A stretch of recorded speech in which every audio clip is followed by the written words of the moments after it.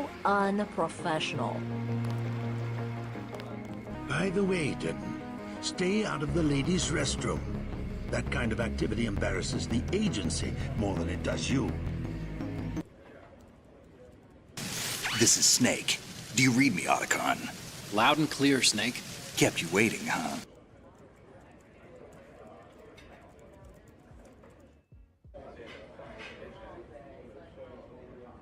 All right. Ooh, excuse me. Hello and good morning, everyone. I hope you're having a wonderful Wednesday morning on April 15th, 2026. Hope it's going well for you. It's been a pretty nice so far start from my little morning. But yeah, just kind of getting everything, you know, just wanted everything all nice and ready to go here. Took a few extra minutes, so it's a little late and proverbial gay, but we're going, we're live now, and looks like I might still be having some goofy issues. Recently replaced the Ethernet cord. I was hoping that was going to potentially solve some of the problems that I seem to be having with the connection and everything like that, but oh well, I suppose I got more work to figure out. More work to figure out. Oh well. Oh well. But anyways, regardless of that, I hope you're all having a very wonderful morning. Got a cup of coffee myself, or if you've got your own tea or energy drink, however the heck you kick your mornings off. Hope it's going well though, and it's something nice and refreshing for your cup. So as always, we shall get this party started with our usual little bit of this day in the gaming. So here we go. Here we go. Oops.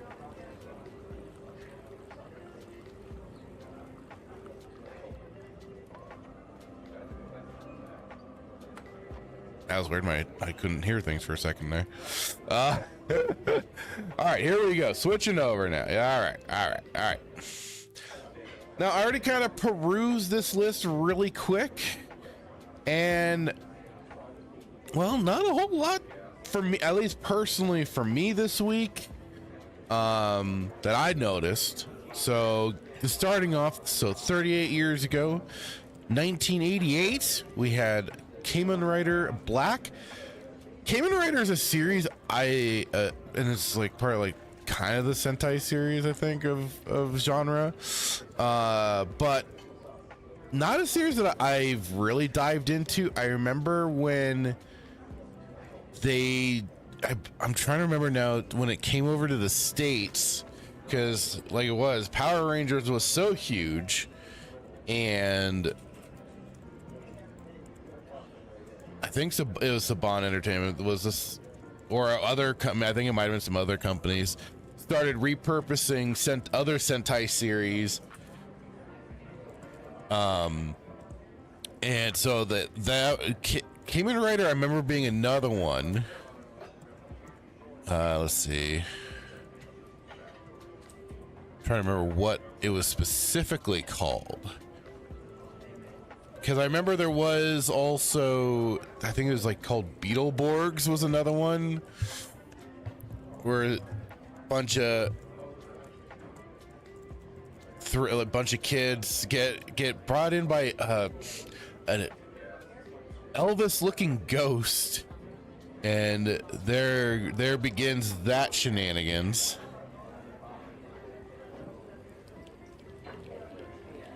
But I'm trying to remember, because I want to say they changed the name.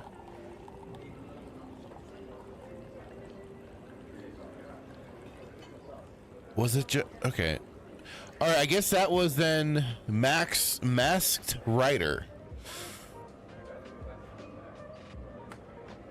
Yeah, and I remember the weird like mutant looking Furby thing that was in it, and it was like it was a trip. I remember watching it though, not minding it as a kid, but oh wait, so 95? Yeah, I was still a young little lad. Oh, no, it even looks like they had a crossover here with some of the Power Rangers, unless they did that in the actual series. Let me just bring this over really quick just to kind of show what I'm talking about here. Why do you think Cayman / Masked Rider never really caught on with American audiences compared to Power Rangers? I think it might have been the goofy mutant Furby thing. So that thing it was not endearing. And I remember very like high pitched and annoying. Okay, anyway. That's for the Famicom Disk System. We have Newtopia 1990, Baseball Stars 2, Arcade, Bomber Kart DX, PlayStation 2. I never heard about that one, personally. That was 22 years ago, 2004 in Japan. Oh, maybe that was... Man, did it come? Does it have a US release? This says release. I'm always curious about these things, you know? It's like, did it make it over here? Did it not? Like, what happened?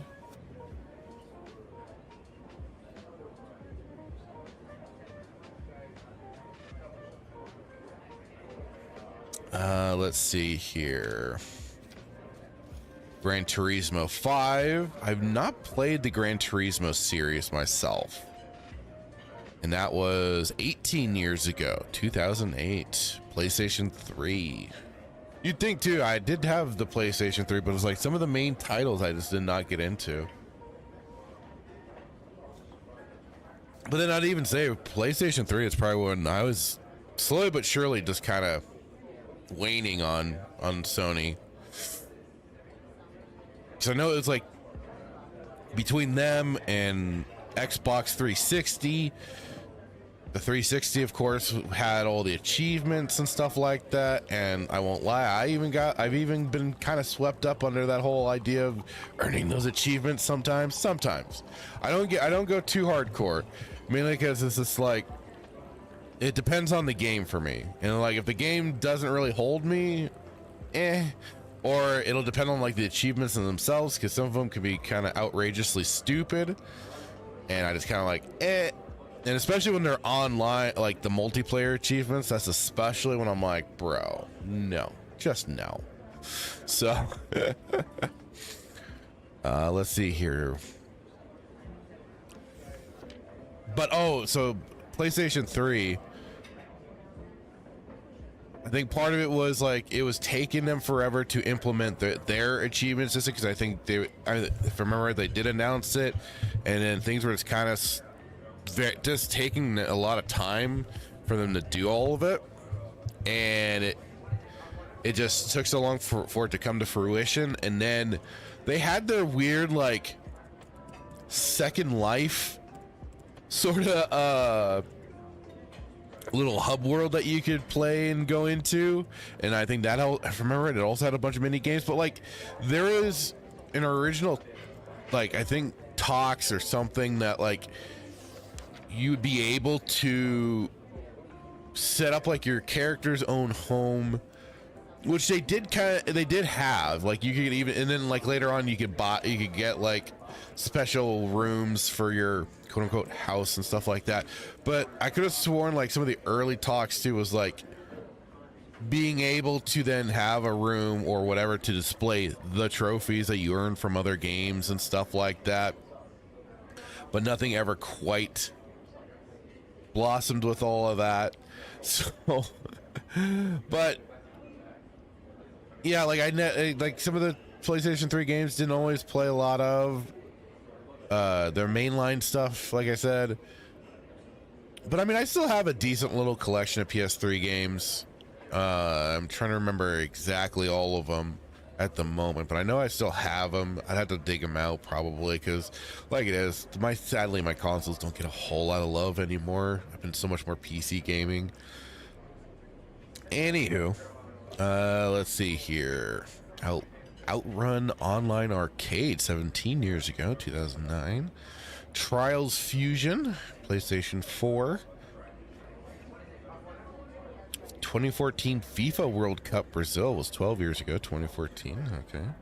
Bravely Second, End Layer. Huh. I've seen this Bravely series. I just have never really deep dived into it. I think it's another JRPG tier style game. Is it developer Silicon Studio, publisher Nintendo? Huh. And this is on the 3DS. Interesting. But I know I've seen others of that name. So I'm imagining it's a series.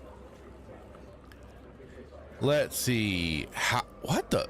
7 years ago, a Super Nintendo game, Gourmet Warriors? What? What is this? Description: the years 20XX, World War III has occurred and decimated the planet. Oh no.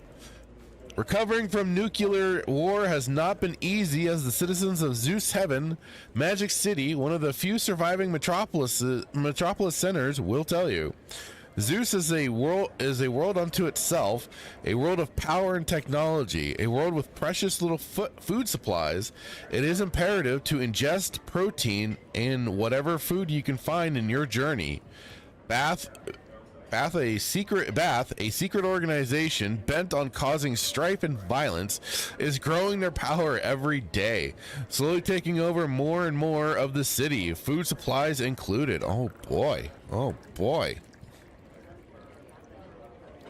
Ain't that wild? According to this, not bad on some of the alleged. I mean, beat 'em up. I think of like Fist of Fury and stuff like that, or Double Dragon and everything. Oh no, they're okay. Oh, is the health for the two? That's the way it was presented in that one screenshot was like it was more of a fighting game because of the two health bars, and then the characters seem to be opposite each other.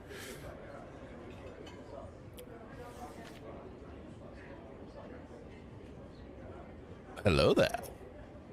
Look at that. That's some pixels right there.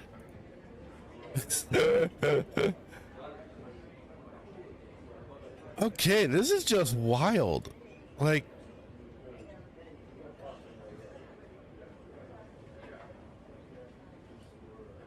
just had it. I mean, that's funny because release date 2015, 2019, or April 15th, 2019. That is just wild. Not tasty enough. Oh.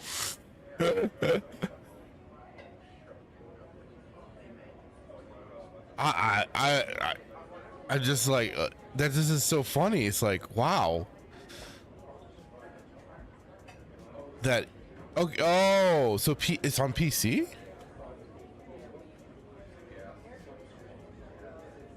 Let's take a look. See. Let's take a look. See. I should be getting the topics, but I'm too damn curious. I got to know.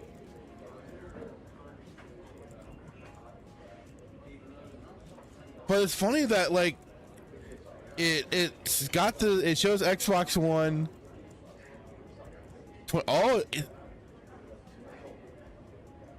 So it has other release date going on to Xbox, PlayStation 4, Nintendo Switch, PC, but PC and the Super Nintendo version port.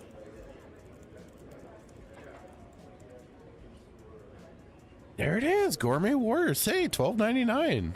Can't go wrong with that.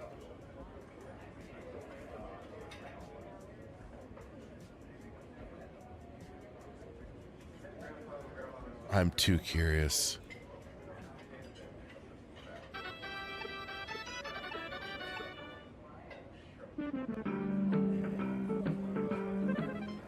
Oh, is it not picking up the...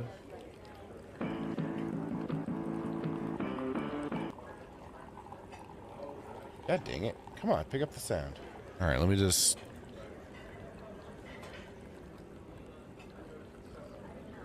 do this instead. You're gonna be a pain in my ass.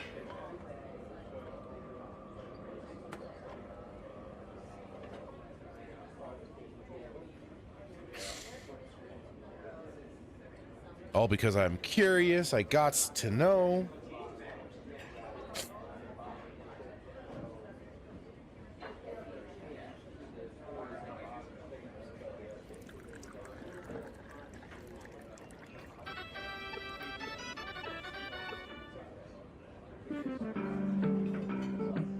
Just to kind of look at this really quick.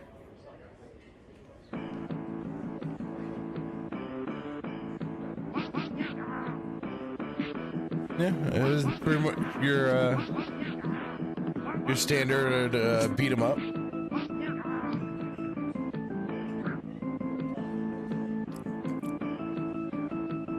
You kind of like how this guy's like dashing around the dashing around the map and everything. Gnarly headbutt there.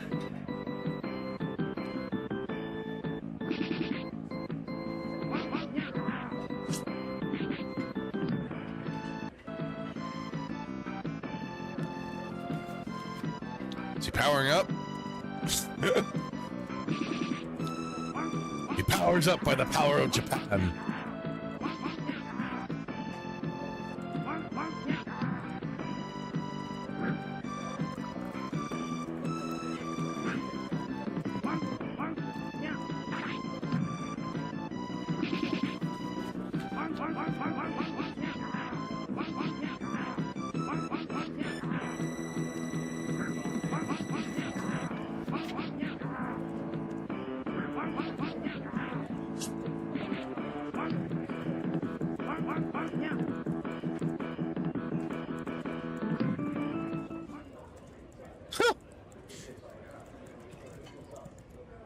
Like I said, pretty wild that it even has a Super Nintendo release, though. But you can find it here on old Steam if you are so interested. You know what? Let's check something else. Let's see if it's on GOG as well. Good old GOG. So you can go DRM free.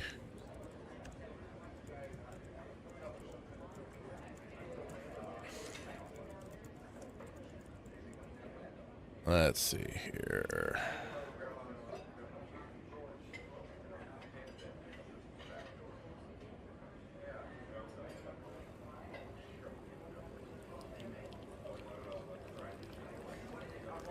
Sometimes it's like I you know, you try using certain things and it doesn't always. I always have such an odd time with their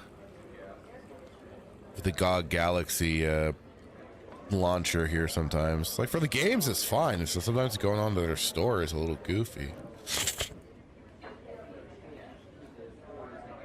Alright. Forget it. Let's just go.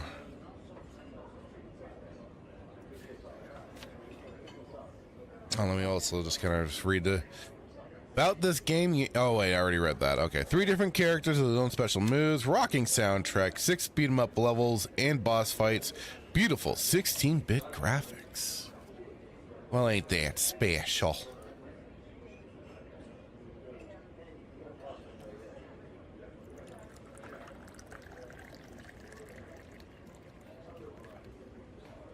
Okay.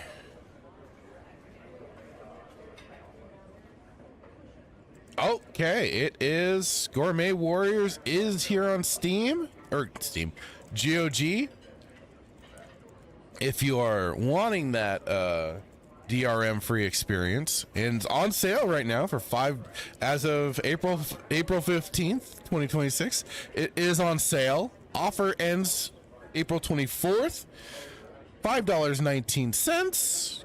Can't go wrong there. And like I said, it's DRM free. It's got, I think it's got achievements. Complete, because it says completionist. Got a little trophy there. Otherwise, ooh, user ratings are not kind to this one. Not kind at all. Well, make your choice. I just thought it was funny. Thought it was interesting. That of all things, in 2019, we saw the release of a Super Nintendo game on Super Nintendo. So, okay, Insights Maniac Vortex 5 years ago, cleaning it. Okay, it looks like some Android mobile slop here. Oh no, no, that sounds like it. Sounds like more of that sort of thing. But it's on Switch, PC, PlayStation 4 and 5, Xbox One, and the Series X. Came out today.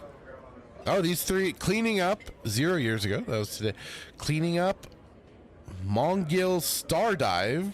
That's an Android and iPhone, PC, and Pengilo. So if you're interested, by all means, take a look. They don't quite sound like anything up my alley, but there you have it. That was this day in gaming. Interesting little stuff. Okay, so the first thing I think we're going to go into here, and both of these topics of conversation are basically thanks to Melee James of Melee Games. And here we go. So here it was. He said, damn, I tried this recently and it was better than I expected. Definitely worth checking out for Star Trek fans before it's delisted. This is the interesting thing, because it's, as even the title there says, 3 years after its release, Star Trek Resurgence is about to be delisted for good. 3 years. Seems like a really odd, quick amount of time. And I know as of late, in terms of the TV side for old Star Trek, things have not been going so hot as with all their different shows. And it just is kind of funny with recently the Starfleet Academy has been kind of the recent, I think, nail in the coffin, as it were. But it seems kind of odd to suddenly delist this game for only after I mean, the gaming side, as far as I know, has been decent for whatever they've released, although probably, you know, intermittent. But apparently the publisher's license to distribute has come to an end, so it's goodbye to the Telltale games inspired outing. If only you knew how bad it really was. Star Trek Resurgence released May 2023, and by all reports, and the style of older Telltale games. A reviewer called it the, quote, perfect mashup of dramatic Star Trek storytelling and Telltale style decision making. If that sounds appealing to you, then you'd better act fast, because it's about to be delisted forever. Spotted by Blue Sky that's unfortunate, but I mean, it is what it is, I guess. User Louis P. The announcement was made on Steam with very little fanfare. Worse, the short note doesn't even specify an exact date for when the delisting will happen, which is presumably not today, because it's available at the time of writing. Quote, our license to distribute Star Trek Resurgence has come to an end, so the game will no longer be offered for sale. The announcement reads, further quote, existing customers can continue to access the game via their Steam library. Thanks to everyone who was able to enjoy the game, LLAP. Now saying, I've reached out to publisher Brunner House for more details on whether the license might be renewed in the future. As for the game's exact delisting date, I'd hazard a guess it'll be May 23rd, or in other words, exactly 3 years after its initial release, May 23rd, 2023 release date. It didn't come to Steam until 2024. Oh, due to Epic Games Store exclusivity period. Remember those? That in and of itself might have been also, if it didn't make the sales that they were looking for, that Paramount might have been hoping for from the company. Yeah, that could have been a bit of a kick in the pants. So, but I'm only speculating. I'm only just kind of just throwing some theories out there and all that jazz. You can never be 100% sure with these companies, as Hitman and I would, you know, when we were going over anything Star Wars related and anything else, it just to be a fly on the wall with these corporate decisions, you know, to be a fly on the wall. That said, use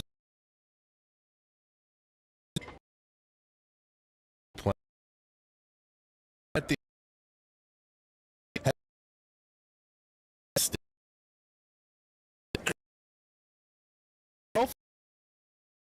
bridge before it was delisted. Really? And remember that poorly received Star Trek third-person shooter from 2013? Gone just 3 years after its launch. Was that the Voyager one? I remember that I remember a no wait, that was I think that was a first-person shooter. And you could, and I think I remember like looking into it, but because of a friend of mine was playing it, but also because I think there was like certain mods being made for it that made me interested, and I was like, ooh, and I could never quite get the game, and I was like, ooh, and I could never quite get the game running properly at the time, I believe, because of just, you know, bad, I just didn't have up-to-date components. Let's see. Though I'm surprised to discover that some gray market key sellers still have it. Interesting. So if you're looking out there, you could possibly still find this. Never fear, though, there are still heaps of Star Trek games on Steam, including Interplay's classic FMV-laden Starfleet Academy and the ye old 1992 point-and-click adventure. Resurgence was developed by Dramatic Labs, which was founded by former Telltale Games CEO Kevin Bruner. Among the other alumni from the studio responsible for The Walking Dead, A Wolf Among Us, and much more, the publisher was Bruner House, founded by Kevin Bruner. Neither concern has announced a new game following Resurgence's 2023 release. Wow, okay. Well, that is always unfortunate that any game is delisted off of a platform, off of any platform, be it Steam, Xbox, PlayStation, whatever. But let's take a look at this and see what they were offering here, just to kind of check things out. I know we kind of got an overview, but let's certainly look into this a little more just to see. I'm reading power abnormalities all over the ship. Estimated time to impact, 2 minutes. Trying to think if I saw this around or not.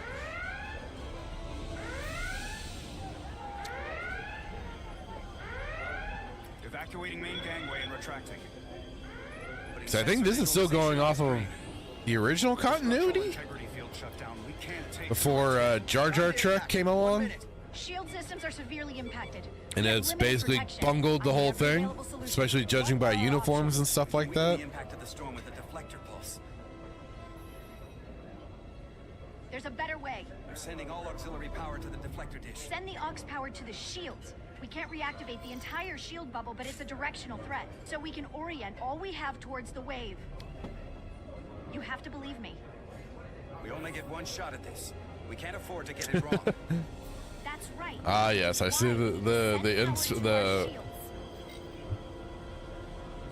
Petrosian, get those shields up. Rerouting power to shields. Stand by. I need a heading. We've only got one shot. Understood. On my command.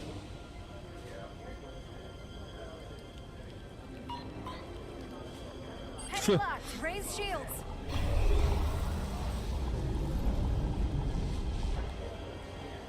This is it! All hands, brace for impact.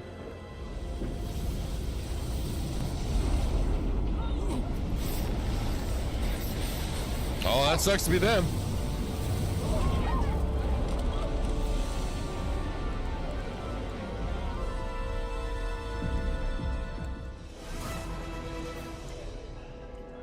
Resurgence.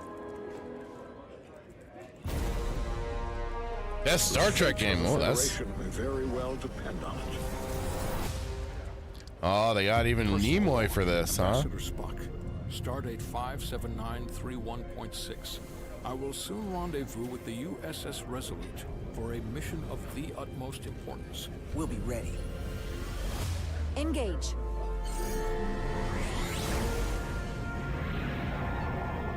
Two civilizations stand on the brink of war.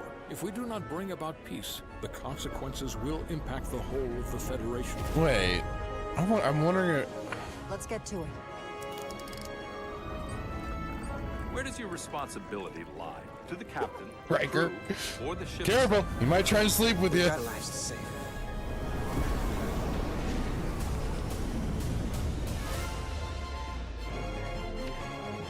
Oh no, that's not. It can't be Nimoy. He died. God, he died in 2015, and this was from 2023. So I mean, it's The good. mission is in their hands. Now's our time to show what we're made of.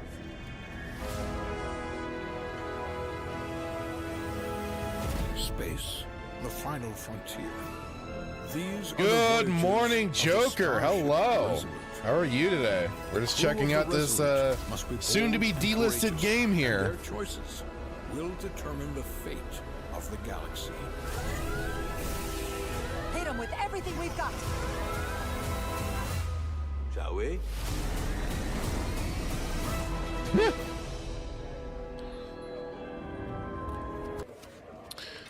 Yeah, like it is. I see the marks of Telltale all over this one.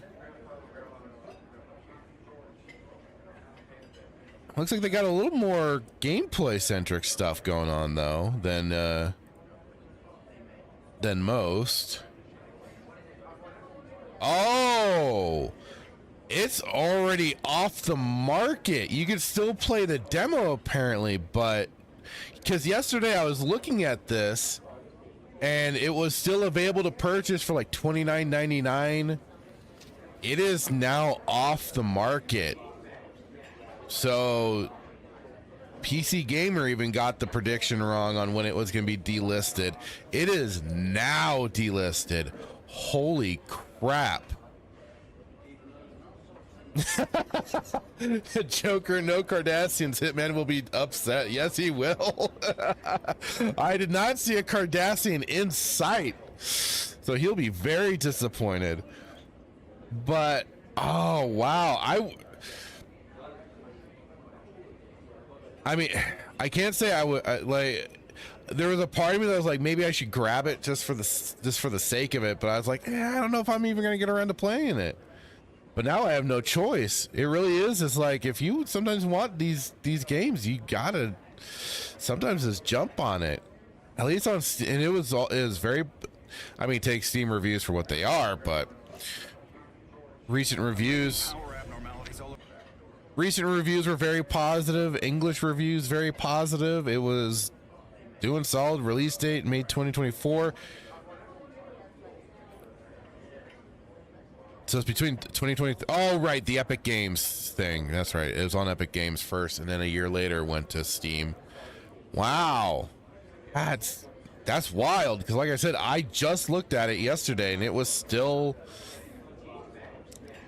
showing as being a part of it, being purchasable. But now it is 100% axed, gone. Adios, amigos. Well, well, like they kind of brought up to if you can find maybe like the gray market, I get black market Steam keys or game keys out there for cheap price and everything from reliable places. I mean, if you still can, try and pick it up. That sucks. I definitely would. I thought for sure it would have been a little bit longer, but wow, they just axed that one. Holy crap. That is wild. And like it is, I would have been kind of curious because I mean but then also I might have had to clear it first through Duke Devil 95 and Adam the Renaissance Nerd just to make sure if they knew whether or not there was any Deep Space Nine spoilers, so we didn't run into any of that. So I wouldn't run into any of that territory. But dang, wild! It's on. Well, F to pay respects. Game off the shelf. But if you can find it, back it up. Which, speaking of, I may have to check on that later to see from my own sources if acquiring this game is still possible through many means. But that's unfortunate for Star Trek here to lose some visibility in the gaming sphere. Well, let's even we can take a look here. Because I know their MMO is still up. That's still going. This must be the FMV game. Oh no, the point and click. Yeah, point and click for Star Trek 25th anniversary. Star Trek Voyager Across the Unknown. Star Trek Timelines. So they're still like they said in the oh look, we got some Cardassian representation. Right there in this Star Trek Infinite. Good old Cardassian boy there. Little strategy game. Otherwise, oh, here's the FMV game there that they mentioned in the article. The real Starfleet Academy. Oh, they got them all here. Look at that. Shatner, Sulu.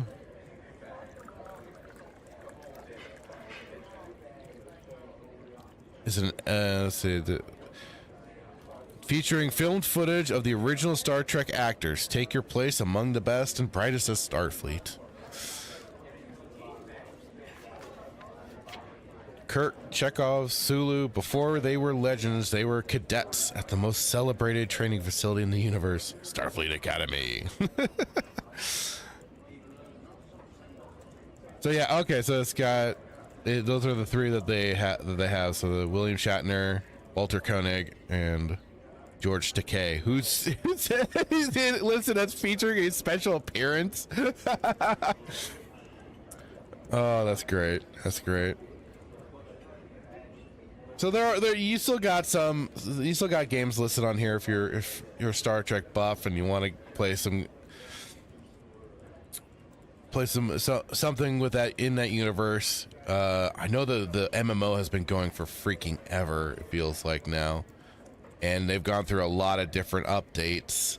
It's been a long time since I've jumped back in. I've thought about it. I've tried getting back into my old account, but I don't seem to be able to. Why is it grayed out like that?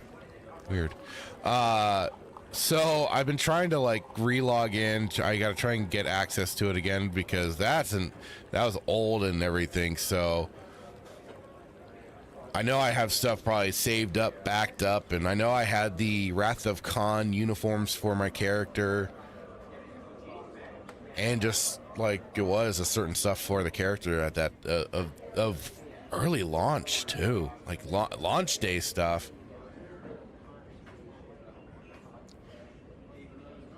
Joker saying delisted, clearly Obsidian Order interfered.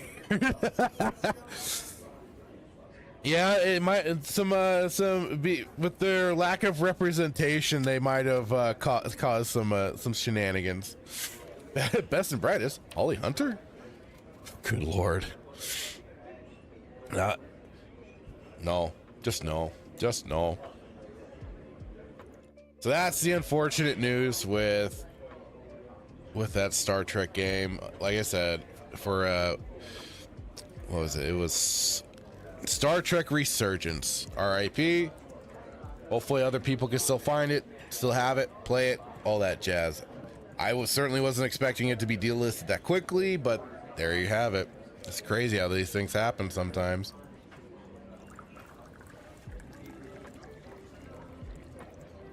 And yeah, poor Hitman. He's gonna be lacking in his Cardassian representation. That reminds me. I wonder if I know after launch and everything, they started adding more races to play as. And I'm trying to remember all of the playable species.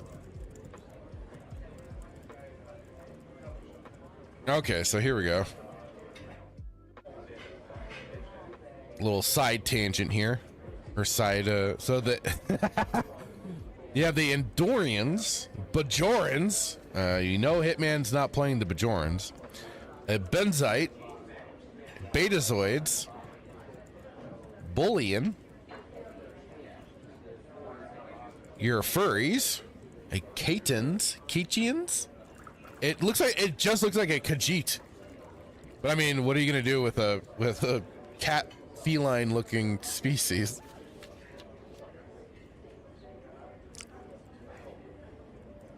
Even the Cathar kind of look a little less different. Oh, they do have Cardassians. Hitman, if you're out there, you can play Star Trek Online and play a Cardassian. Oh, but you'd have to throw him some coin if you want your Cardassian representation. But hey, it would be possible.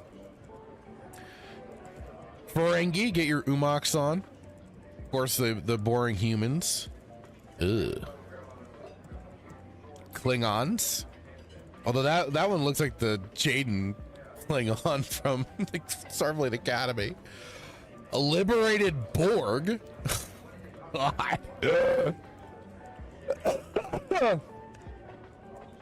Hacklids. Regilians. Saurians. Are those your scalies? Yes, lizard-like humanoids who are physically strong and very intelligent. The opposite of a Trandoshan. Talaxian, Tellarite, Trill-joined, Vulcan, and just a generic alien. No species trait, instead alien captains are given one extra trait slot for each ground in space. That's funny. So yeah, if you're you got your full range of. Oh, because the faction different. Okay, so faction different. So you can have a Cardassian in Starfleet. That's great. TOS Starfleet, DSC Starfleet, Klingon Defense Force. You could have a Cardassian in a Klingon Defense Force, a Pharazon, a Gorn. Oh, so Gorn, I think, yeah, Gorn and Trandoshans, I think, are probably similar to each other. Klingon TNG. Oh no, they have the Klingon from Discovery. Lethian, liberated Borg, Nausicaan. Our hired muscle of the galaxy, often working as pirates, mercenaries, having been hired by Gorn, Orion, Talaxian, Trill-joined, Alien, Romulan Republic. There you got the Romulans. Raymond, liberated Borg, and you even got Dominion. You got Jem'Hadar and Jem'Hadar Vanguard. Vanguard are a special breed of Jem'Hadar designed under... Oh, I shouldn't be watching that.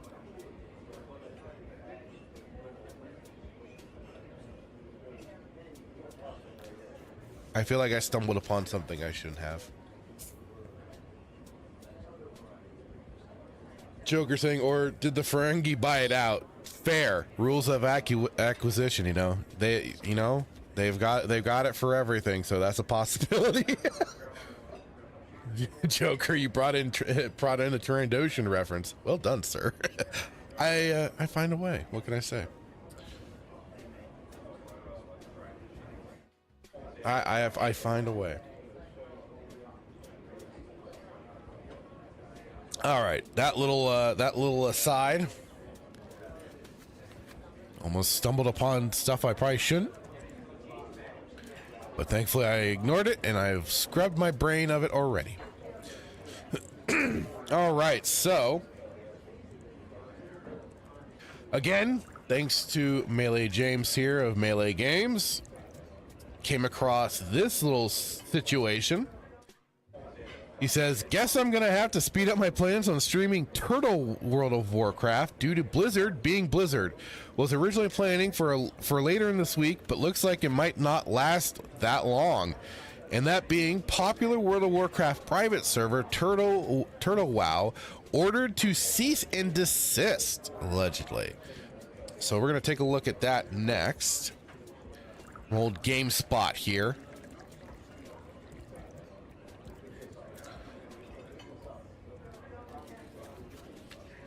So Blizzard and Turtle World of Warcraft creators have also reached a confidential settlement. And there's gonna be kind of a funny thing to this because they are still providing updates for the server as we speak. And I did load the game up really quick. It does still play, so you can still go into it. Otherwise, one of World of Warcraft's most ambitious and highly visible private servers looks to be no more, as Blizzard and the creators of Turtle World of Warcraft have reached a confidential settlement in the wake of a judge ruling in Blizzard's favor. Now, that is the thing. If you're running a private server, especially with a live game, you run a lot of risk at this sort of situation. And unfortunately, it's kind of the old, FAFO that, and especially if you were if you were just that highly visible, that you get under the eye and the ire of the original turf company, and they're like, you know what, we don't like what you're doing, especially if they are doing it better than they are. So Blizzard sued the creators behind the popular Turtle World of Warcraft private server for copyright infringement in August of last year. Excuse me. At the time, Blizzard argued the private server, a fan-run version of 2006-era World of Warcraft that features multiple fan-made expansions and additional content, was essentially a business built on large-scale, egregious, and ongoing copyright infringement of Blizzard's intellectual property. All of that already tells me they are butthurt. They are butthurt that this passionate fan base, this passionate group of people that got together because they wanted a true iteration of World of Warcraft at a certain point in time, and they took it that step further where they were adding their own expansion packs and their own created content and everything, which is like, man, bravo, good on you guys. That's awesome. That's fantastic. That is the sort of thing that is great about some of these emulated servers, is that some of these people can be very creative in what they do, but it's still unfortunate. And I mean, the thing is too, is like, when I signed up for my account, there was nothing about pay to play or anything like that. So they have their servers set up proper, and I'm sure they can take donations and everything to keep the servers up. But that's how they kind of skirt it usually with these, is on the side. It's not, taking money directly for the project, but that's just it. And like I said, it's funny. This, to me, this screams them getting a little butthurt on it because of all the stuff that they were adding to it, to a classic era version of the game. And that, even though, as I understand it, with quote unquote classic World of Warcraft that Blizzard put out, it's still now basically looping back around to some of the same problems that people were having with their future updates and stuff like that. So in documents filed April 10th, a judge proposed a cease and desist against those behind Turtle World of Warcraft. One that declares any involved in the creation and operation of the private server to immediately and permanently stop developing, distributing, and operating any private or emulated servers based on Blizzard's intellectual property. The ruling also calls for an immediate end to soliciting donations and prohibits the transferring of Turtle World of Warcraft's data and marketing materials to a third party for the purpose of facilitating a successor. Wow, they are really trying to clamp down on this, like hardcore. Additionally, the ruling extends to any future projects made by defendants, provided they use Blizzard's intellectual property. Following the judge's ruling, Blizzard revealed it had reached a settlement with Turtle World of Warcraft creators. The settlement itself is confidential, but Blizzard stated it will be filing a stipulation or request for the cease and dismissal by June 8th, 2026. So, yeah, so by June, it's... While technically available to be played for free, Turtle World of Warcraft... Okay, that's right. Accepts donations in exchange for in-house premium currency. Ah, okay. Most World of Warcraft private servers, of which there have been many over the years, try to fly under Blizzard's radar, but Turtle made itself a target by accepting donations and going with an aggressive marketing campaign on social media, even declaring it had reached more than 13,000 concurrent players on one of its most recent servers. Blizzard said in its lawsuit, it was an effort to cannibalize and disrupt Blizzard's WoW player community. You guys were that afraid of this little group? Come on. Come on. You're backed by Activision. What are you gonna do? Oh, Joker, thanks for dropping by, buddy, saying gotta get back to work. See you in the chat later tonight. Toodles, have a great day at work. Hope it all goes smoothly. And yeah, I'll catch you guys tonight. So, wow. Yeah, no pun intended. They really got... I mean, I know it's 13,000 concurrent players is nothing to sneeze at. It's a good... I'm not, like, downplaying it, but it's just funny that, like... Because let me even look at, like... Let me pop this up really quick for Star Wars Galaxy's Legends, and I'm trying to remember their usual concurrent base. So their highest population was only 2,856. Again, nothing to sneeze at, nothing to poo-poo on, but and their concurrent player population is 551 right now. But this is a weekday morning, but. I mean, that's impressive. That's fantastic. That's awesome. But it also goes to show why Blizzard got really mad, especially that they were adding in a bunch of content and everything like that and doing what Blizzard won't. The old Sega does what Nintendo don't. But in that vein, doing what Blizzard can't. But I mean, it really goes to show that there's the even like Melee James out there, the people that want that original feel, that original setup to the way the game how the game made its self known, what got it its status and everything. So Turtle WoW has not released a statement in the wake of ruling, but it did post an open letter to Blizzard on its website last year, shortly after Blizzard decided to pursue legal action. The letter called on Blizzard to work with fan communities like ours to create a clear, lawful pathway for building upon the legacy of the World of Warcraft universe with your blessing. They struck that down. Given the court ruled completely in Blizzard's favor, it's unlikely Turtle WoW's call for cooperation found much purchase. However, Turtle WoW's website is currently still operational, even if players can no longer send donations. At time of writing, and as of April 15th, 2026, WoW's 3 servers also look to still be online.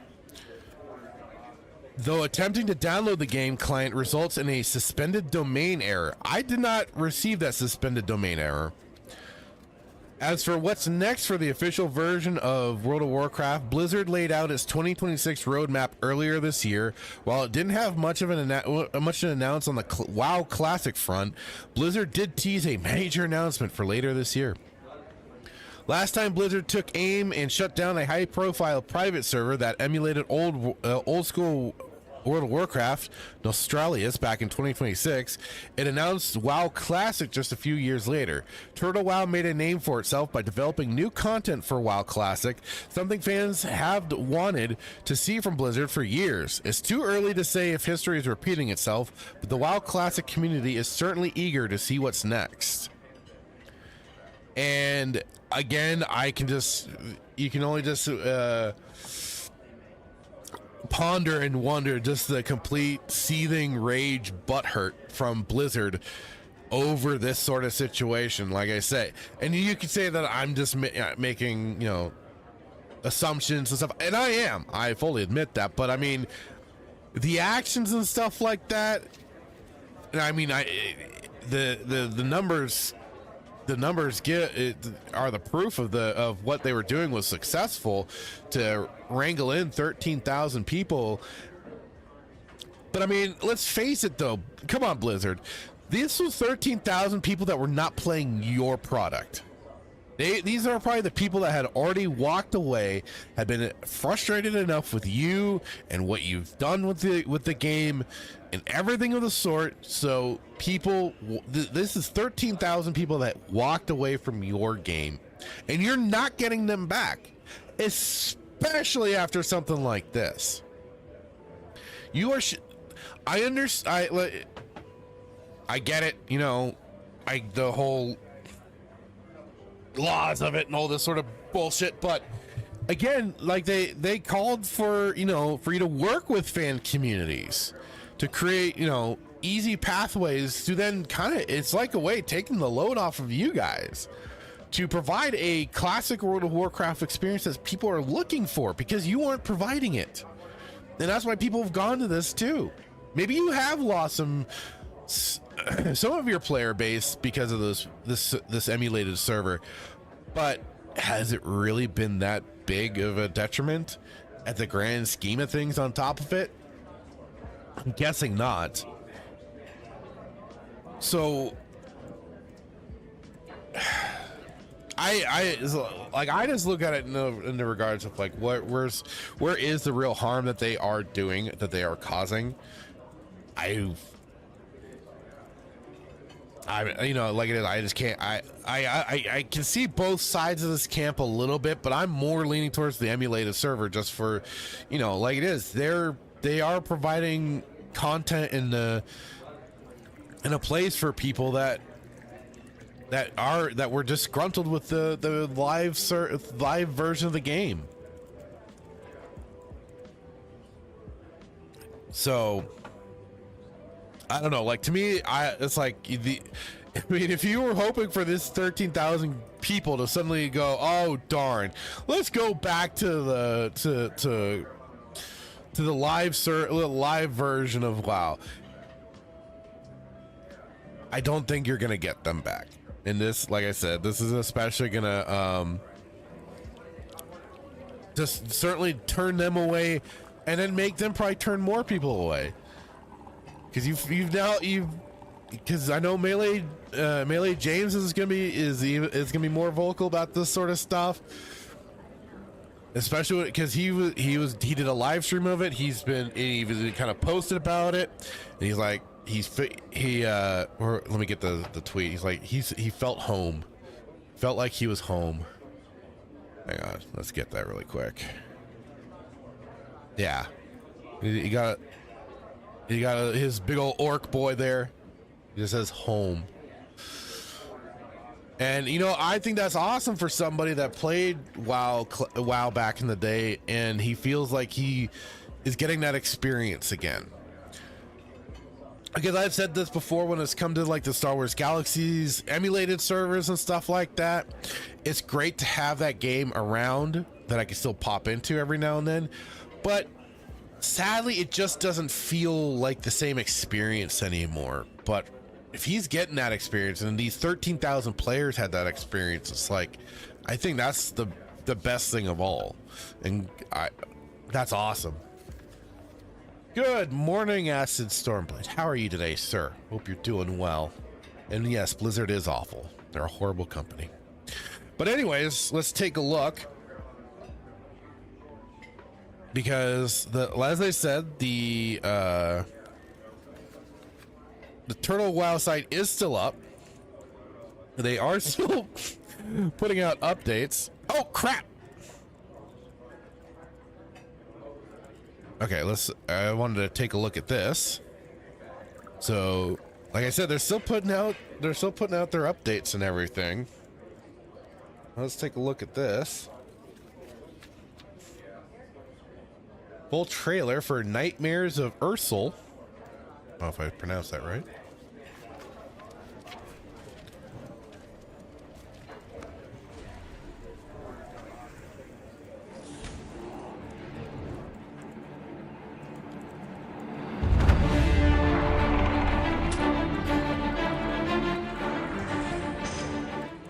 New leveling zone, Moonwhisper Coast. Wow.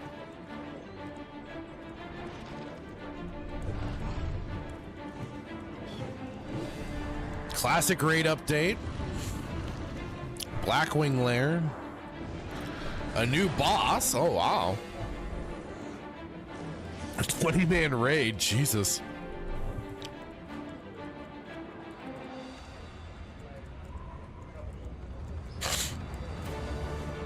New faction, Draenei Exiles, Earthen Ring, Frostmane Hollow, level 13 to 18, new dungeon, Windhorn Canyon, 24 to 33, Azshara, classic zone update. Oh, that's cool. Dune Moro. New challenge, Trial of Heroism. Gain experience from orange-red difficulty sources. New classic race combinations, Dwarf Warlock. Turin Priest. New dungeon gear, nice.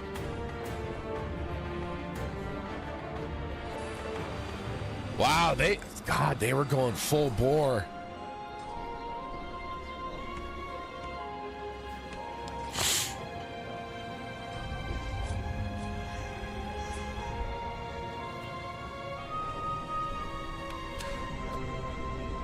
I'm seeing why they shut this down now.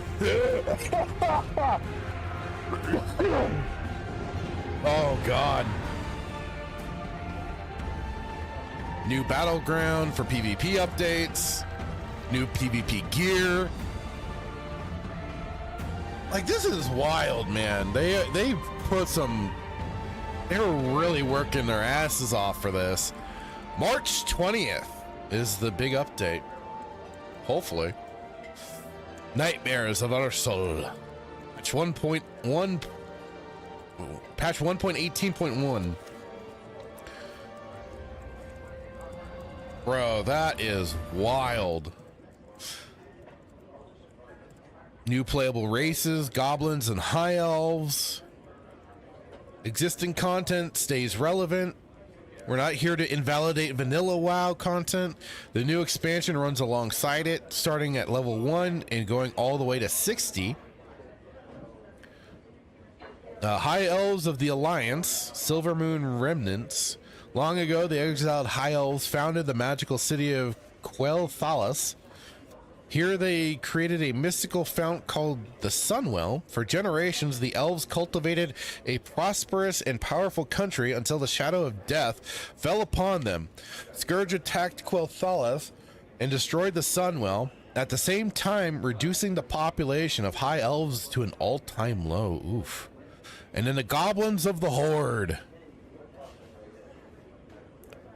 What was that? Durator Labor Union. Shrewd, greedy, and ruthless, goblins have built a reputation for putting profit above all else. Oh, God. Oh, God. They're sounding like Ferengi here. Yeah, Ferengi. They're sounding like Ferengi. Or Toydarians. or even moons. You know, take your pick. For goblins, loyalty is a commodity. Okay, yeah. Excuse me. Every used content.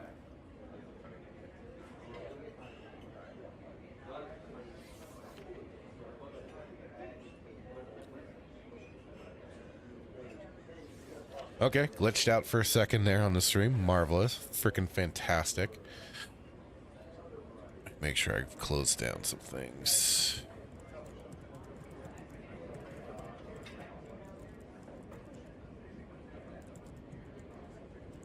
Okay, hopefully that won't happen again.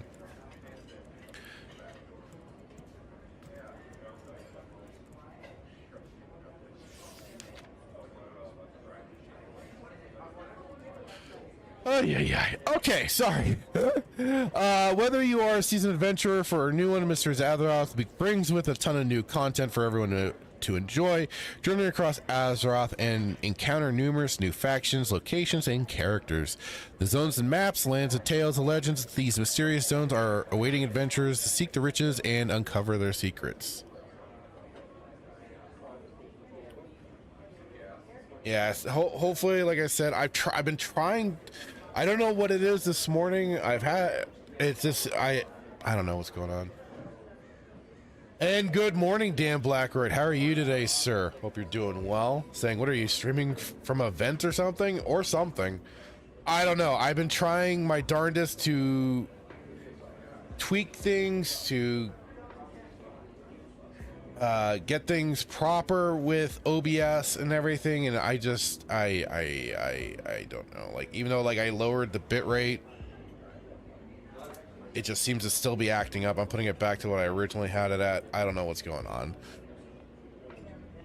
I don't know if there's anything running in the background, but it's goofy. Anyways, new class and race combinations. While beautiful, no one can deny that Azeroth is a dangerous place. To rise above the challenges they face, the heroes of Azeroth found new ways to succeed. Trained by their other kin, the orcs learned how to wield the arts of the arcane, uncovering the lost texts of the dwarvish mages, reconnected with their titanic roots. Armed with the experience from their past lives, the Forsaken once again seek to improve their hunting and survival skills. By using their ingenuity, the gnomes found new ways to surpass other races. With new devices, the gnomish hunters managed to bend even the mightiest of beasts to their will. You have new transport. By creating new transport routes and flight paths, the Horde and Alliance can now access even the farthest corners of the world, including those undeservedly forgotten. You got a new secondary profession, survival. The great outdoors. Make yourself at home with a camping tent, warm up with a cozy campfire, and enjoy fishing on a sturdy fishing boat with bonuses on top.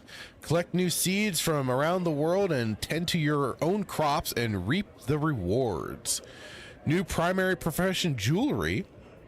Create new powerful gear and gems with our custom profession jewel crafting. Explore the specialty of goldsmithing and craft equipment, or try your hand at gemology to enhance existing rings and necklaces. Wow. I mean, like I said, they've really just outdone themselves for an emulated server. New character customizations with new hair colors, skin paints, and colors. It's never been easier to make your character truly yours. New pets and mounts. Like I said, it is just wild that they have gone this far, and it's really sad that they are going to be shutting this down and you know, basically killing a game, a version of Warcraft, World of Warcraft. And I get it, Blizzard owns this stuff, but it's just unfortunate that, you know, you have these passionate fans that wanted to mod and emulate their own new server, and and it's being basically essentially taken away. So, and yeah, if you so they had their Dear Blizzard Entertainment, which, like they said, they put this out from the article. They said they put this out like a year ago. Yeah, Blackbird saying we literally won this battle in Warcraft 1. Azeroth is ours.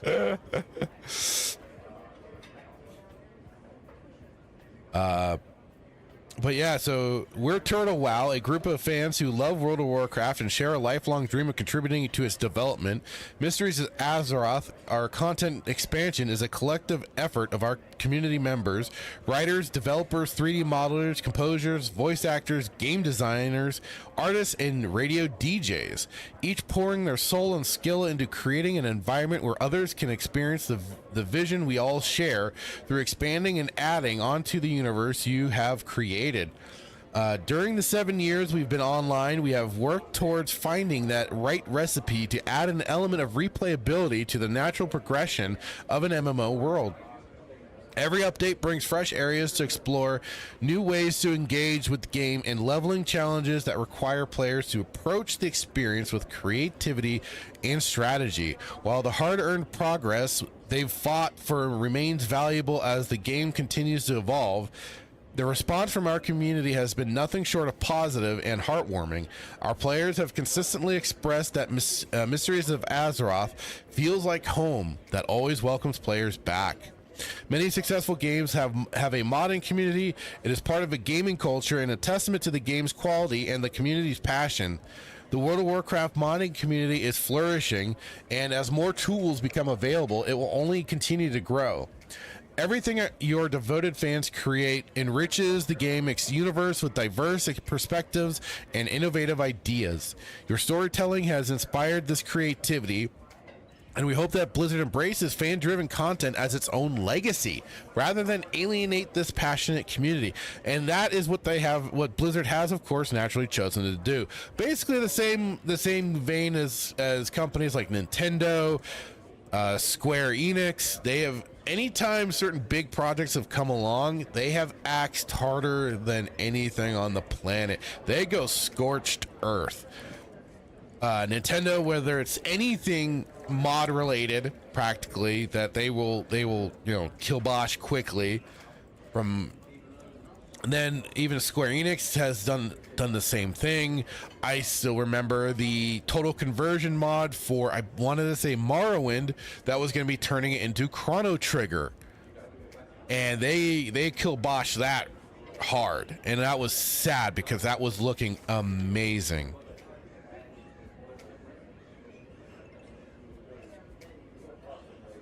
Is it Dan Blackroyd? Ah, Christ.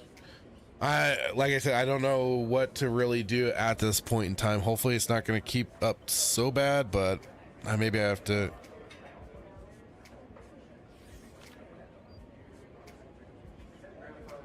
I have to turn things back down again.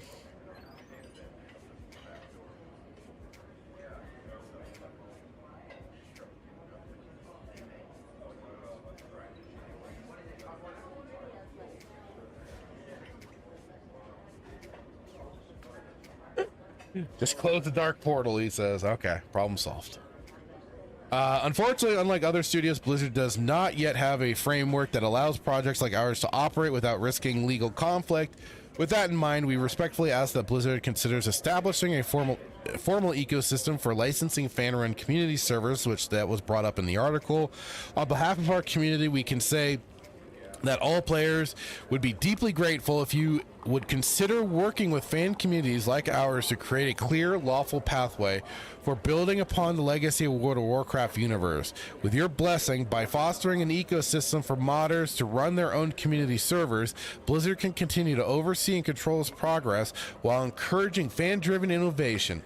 This approach would not only enhance the gameplay experience, but also strengthen the bonds between developers and players, ensuring that World of Warcraft remains a true home for everyone who loves it. And saying other successful studios have shown how rewarding a well-structured community server ecosystem can be. Daybreak Game Company provides legal permission for Project 1999, a private server that faithfully recreates the classic EverQuest experience. The partnership is confirmed by an official statement and disclosed openly on the project's forums.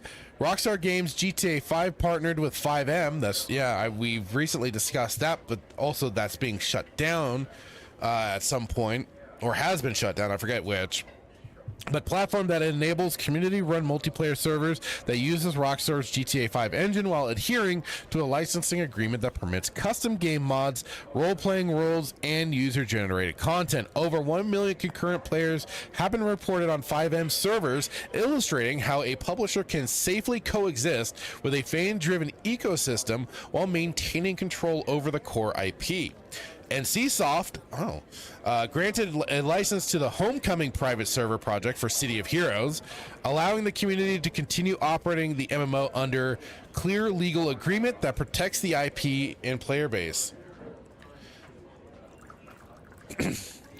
Bethesda has long supported Skyrim mods, providing official tools that have kept the game vibrant for years. Not just Skyrim, but Oblivion, Morrowind, basically all of their games have had mod support to some varying degree. But let's face it, Bethesda has been kind of also trying to rein that in a little bit here and there, tightening the leash as it is. So it's been kind of dodgy at times, because they also are trying to, like, they've been trying to monetize it for the longest damn time and get it under roof that they want it, payable. But then Valve, speaking of, as they say, Valve opened the source engine to the public, a decision that birthed enduring titles such as Counter-Strike and Team Fortress 2. And I mean, Valve has done some good in the gaming circles, and like it was for Counter-Strike, Team Fortress, and they defeat mod projects that were birthed from this. They brought in-house. They were impressed and brought them in. But let's also keep in mind, Valve,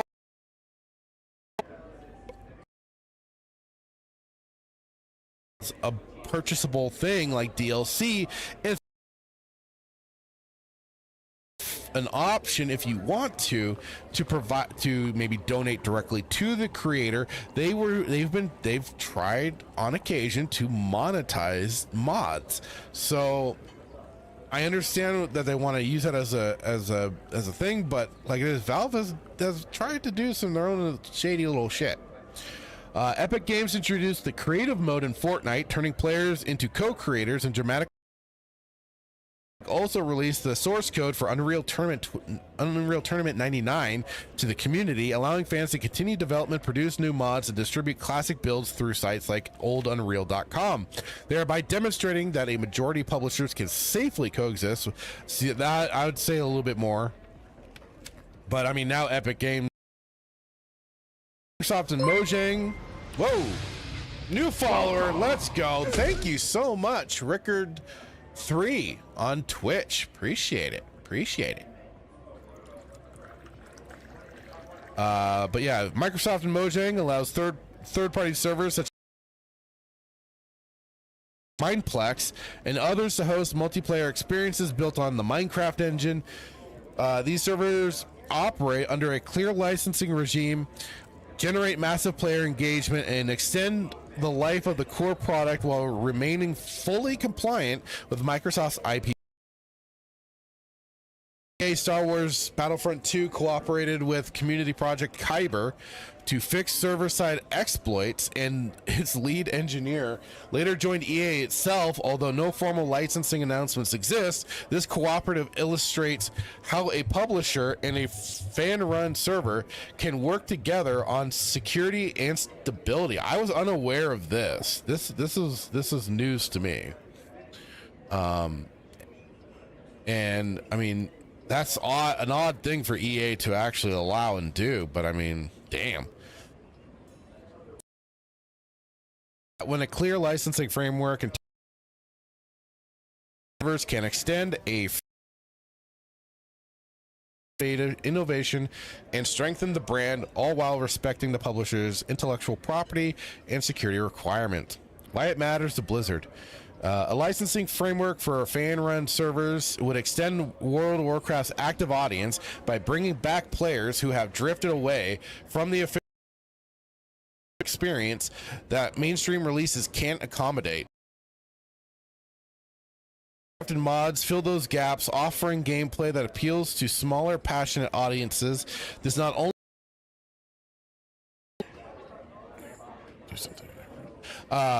this not only keeps the overall player base larger and more diverse, but also gives Blizzard a source of successful concepts that can be identified and integrated into future official content. We are open to any licensing structure that fits Blizzard's risk management and financial guidelines. Should Blizzard wish to move forward, we stand ready to adapt and meet whatever technical, security, and data privacy standards you require. Turtle WoW community. For the past 7 years they've been doing this. Our players have poured countless hours into building characters and stories that make Turtle WoW feel like a living, ever-changing world.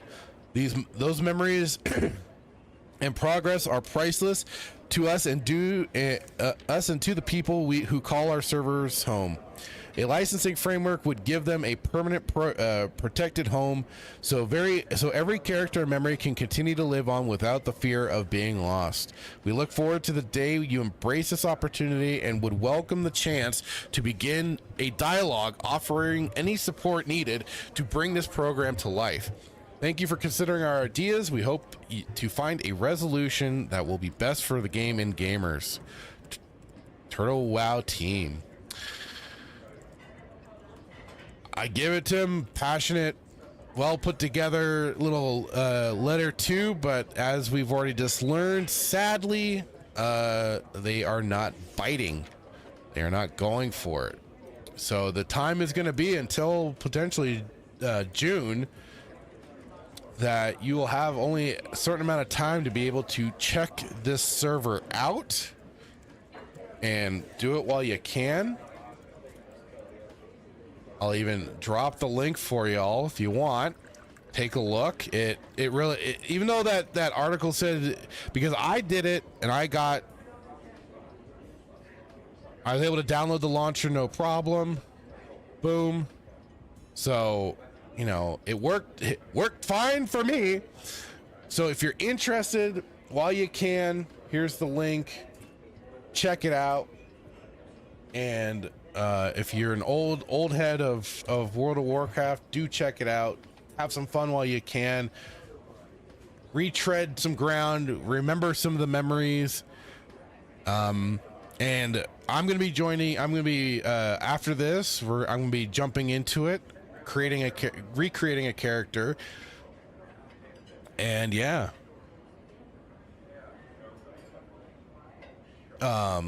Like it is Melee Games. James, he was the one that was playing this on stream, was talking about it. He's on the Tel Abyss PvP server, and I did like it is. That's what it's really easy too once you download and install everything. The only thing is when you're creating the account, know that you have to put lowercase for, I believe it was the forum name. Otherwise it tripped me up because it wasn't telling me specifically what to do when I was signing up. So for that, just put in the forum name in lowercase and you should be good to go. Otherwise, yeah, this was a passionate fan experience. And like I said, we're going to be checking out in just a moment. Get in while you can. And yeah, so that's the unfortunate news for a emulated server. Hasn't been done in a while since Dan Black, right? I wonder what I forgot what that was about. Maybe the portal closing. But yeah, check it out. Check out Mysteries of Azeroth, the Turtle World of Warcraft server. Like I said, relive some memories, go back to a time, perhaps teleport yourself back in time to when you enjoyed this game. And like it is, I've always tried, I'll get into that when I play the game, but you know what? That's what that is. Bada boom, bada bing.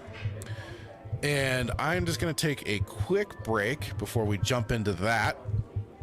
And so let me just kind of close some of this stuff out. And so, yeah, I'll be right back, folks.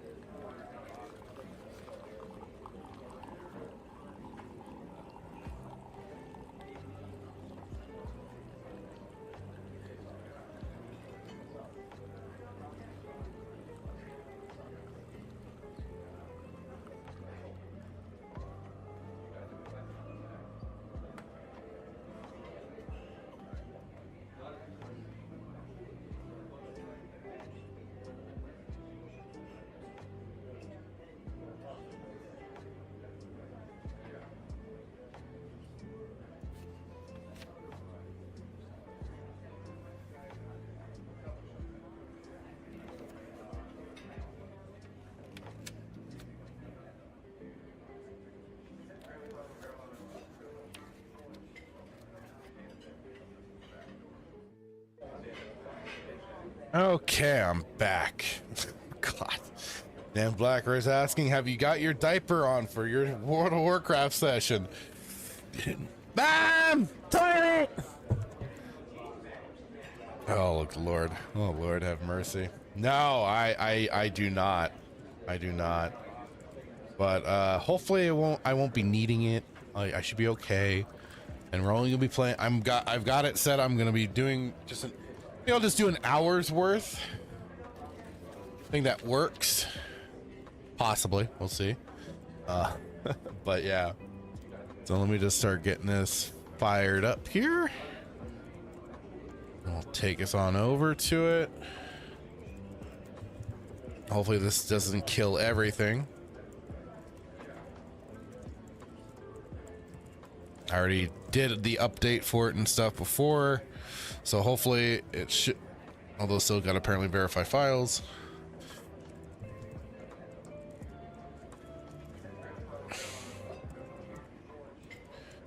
Okay, here we go.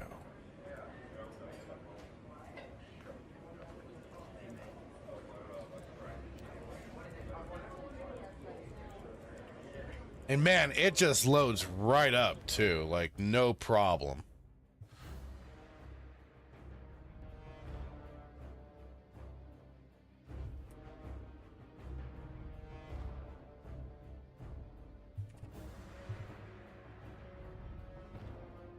Oh god, hang on, let me.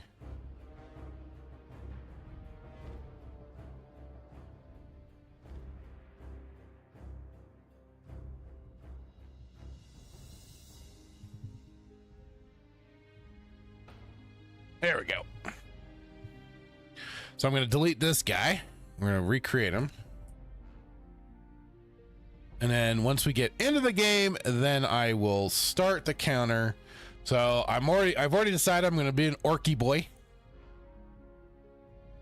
So Horde, 5 races comprise the Horde: the brutal orcs, the shadowy undead, the spiritual tauren, the greedy goblins, and the quick-witted trolls. Beset by enemies on all sides, the outcasts have forged a union they hope will ensure their mutual survival.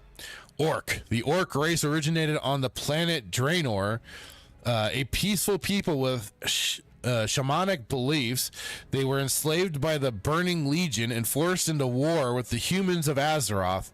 Although it took many years, the orcs finally escaped the demons' corruption and won their freedom. Loktar. To this day, they fight for honor in an alien world that hates and reviles them. May enrage, increasing damage but diminishing ability to be healed. Reduced stun effect duration. Damage done by pets increased. Ooh. Skill with axes increased. And it was kind of, I was almost thinking of, because melee James was suggesting shaman. But I was kind of leaning between either warrior or the rogue. In fact, let me kind of pull that up really quick. Let's just go back to those conversations we were having in their server. I was having in their server, asking them about it, because it was sounding like I could do kind of similar things to like my Sith warrior, my Sith marauder. And as it stands, yeah, like warriors can dual wield plus charge and to get some rage. Let's see.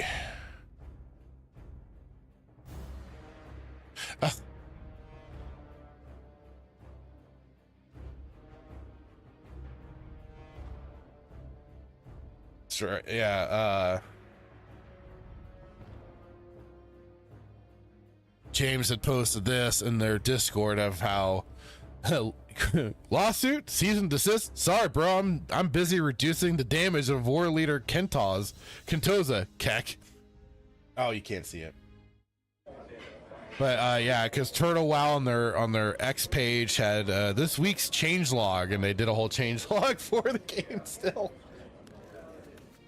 So you gotta love that energy.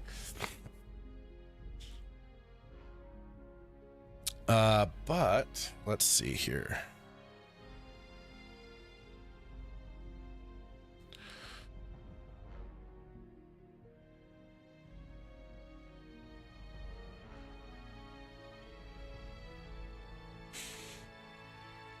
So yeah, I think I will start with the warrior. Go that route first. And then maybe on my own time I'll check out shaman and stuff like that. Let's see. You know what? Let's do that kind of Raziel blue there maybe.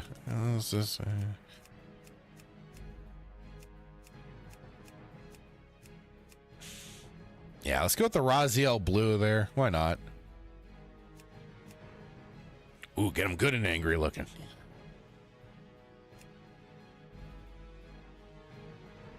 Challenges. Oh, prove yourself a great adventure by completing one or multiple challenges. Get unique rewards such as titles, tabards, companions, mounts, and more. Huh.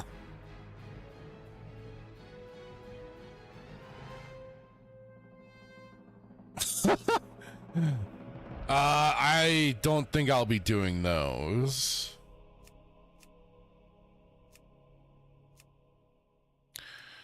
Let's go with that. Let's see.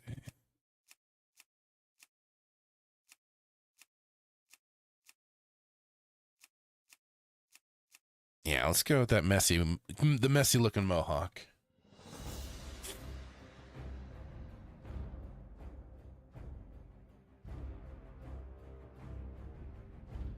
Go with that.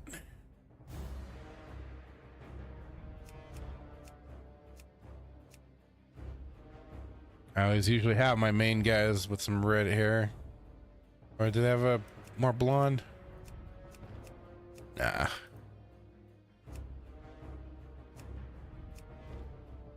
Go with the orangey look. Facial hair. You gotta give him the big old beard. You got a beard? I need a beard. Give me a good beard. Dang it, orcs, you got shitty beards. Alright. Since this one will be kind of my main, I'll just go with Fractured F just to make that easy. Warriors train to constantly and strive for perfection in armed combat. Though they come from all walks of life, they are united by their singular commitment to engage in glorious battle. Many warriors serve as mercenary soldiers, while others become adventurers and danger-seeking fortune hunters. A typical warrior is strong, tough, and exceptionally violent. Ooh. Hey, Static, how's it going, buddy? Hope you're doing well this morning. It's about to launch into this, so let's go. I think that's looking good. Yeah.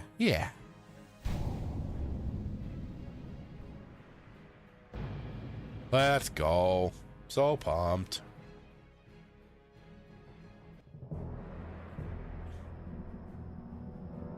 Long ago, the Orcish horde was corrupted by the Burning Legion and lured to the world of Azeroth. For generations, the Orcs made war upon the human kingdoms of Stormwind and Lordaeron. Though the horde was ultimately defeated, a visionary young war chief named Thrall rose to lead his people in their darkest hour. Under Thrall's rule, the Orcs freed themselves from the chains of demonic corruption and embraced their shamanistic heritage. After years of wandering, the Orcs founded their own kingdom in the harsh wastelands of Durotar. Based in the warrior city of Orgrimmar, they stand ready to destroy all who would challenge their supremacy. Let's go! As a proud defender of Durotar, it is your duty to crush your enemies, both seen and unseen. For the nefarious agents of the Burning Legion still wander the land. All right, I'll start the timer now. There we go.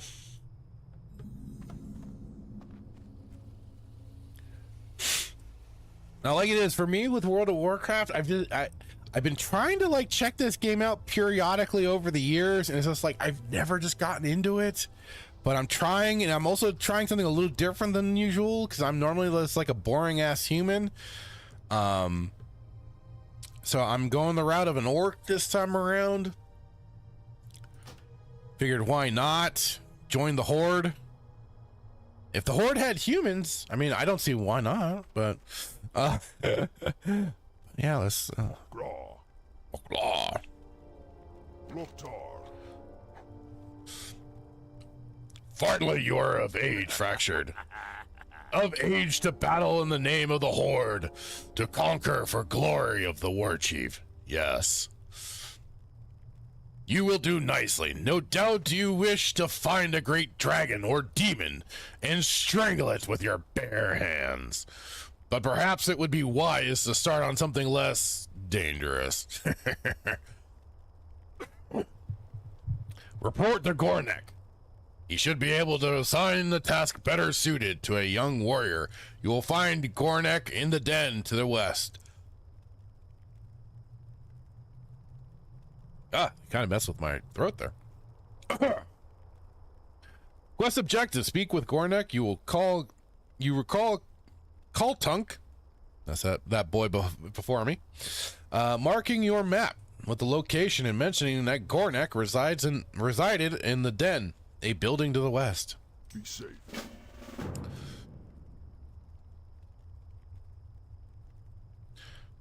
Quest log. You can open your. Okay, that's just more tips and tricks.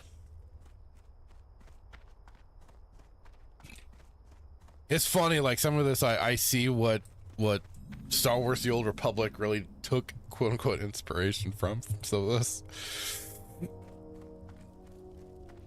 But tried to add their own BioWare flair.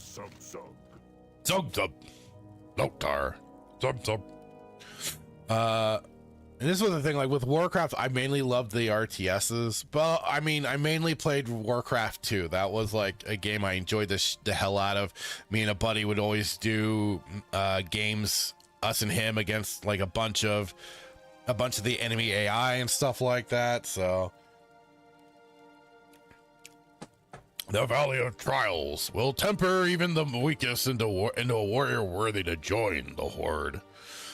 Those who cannot rise to its tests will be left to bake in the scorching desert sun. Your place in the world? Another one of Tunk's recruits. A sorry state of affairs we will find ourselves in. This is best the Horde can produce. No matter, by the time we think you're ready to leave the valley, you'll be a proud warrior of the Horde. Let's go. You'll be able to choose one of these rewards. Oh, cutting teeth. The first order of business will be to put a little strength in your backbone. I could send you out to the Barrens to hunt Kodo. But, well, in all honesty, you're more useful to us alive than dead. I believe you would find a good match with the mottled boars you'll find to the north of here. Neat. Killed 10 boars. I will kill these boars. I will kill them. I will kill them.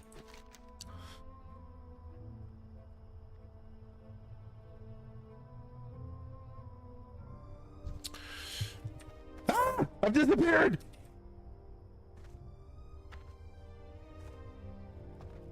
Bug report. Oh no! Apparently, I didn't realize that I could go first person mode.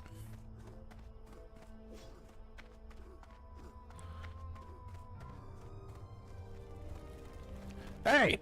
Hey! You're sleeping on the job! Something you're doing? Yeah, something you're doing? I was trying to beat him. Wake up, you lazy peon! Kind of orc.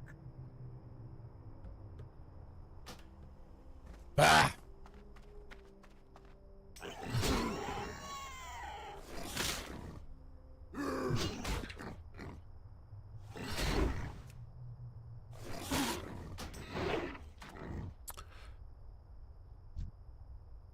It is always the unfortunate thing with MMOs. Sometimes with the start, things are a little slow.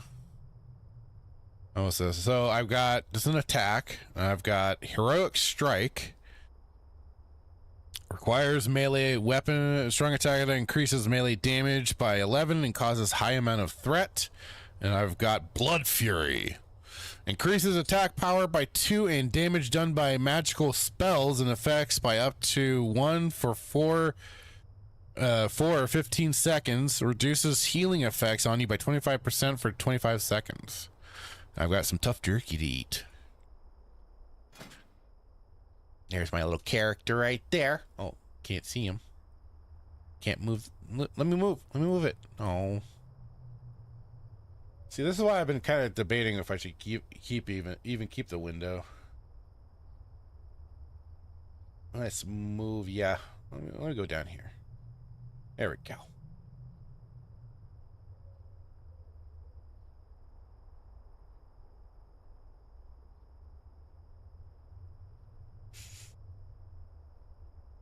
Okay. Skills. Two-handed axes.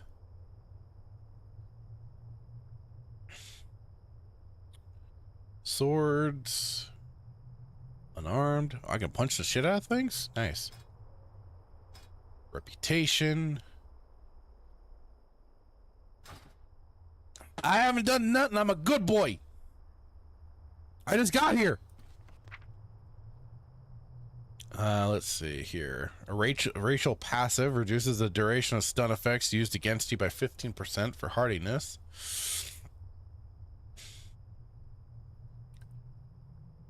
Damage dealt by hunter and warlock pets increased by 5% for a command. Yeah, neat. Battle stance. Okay, that's a battle stance.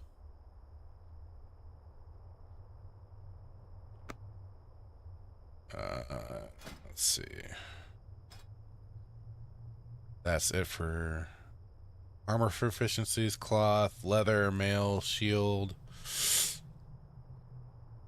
Okay.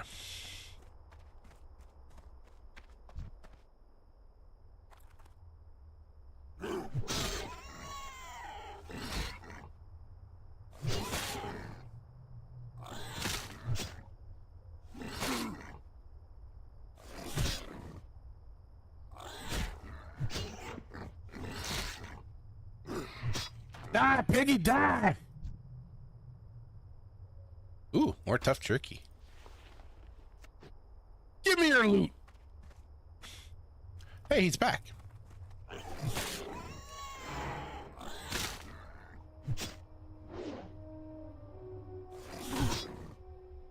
don't have to worry about being healed right now.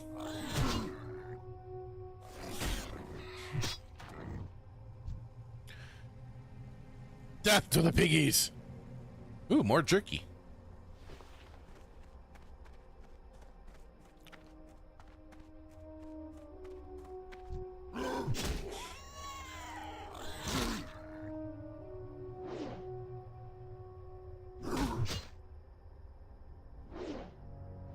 Oh, I can just hit it once and he'll just keep attacking. Okay.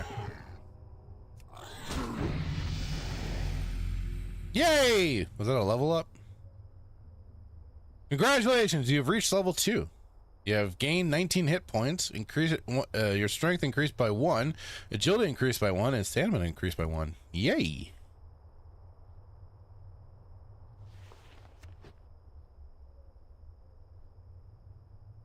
So that's where I see like how people got like definitely roped in with like that reward effect of knowing you hit that level up and everything. It's kind of like where it's different when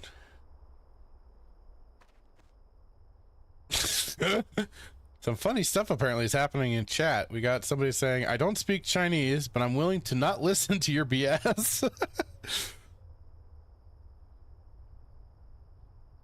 Chinese Guild are recruiting CN speakers. Oh, that was why.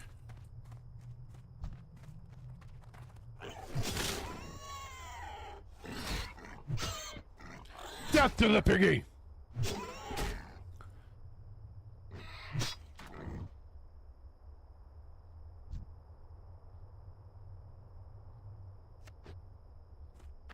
Already looted. Well, fine, be that way.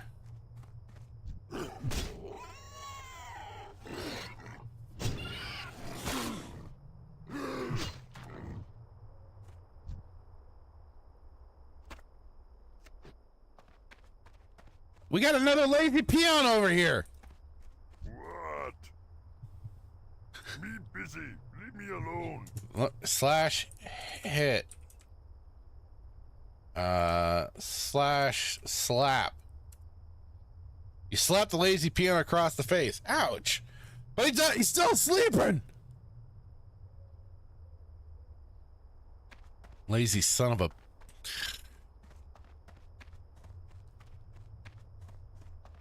You bring disservice to us.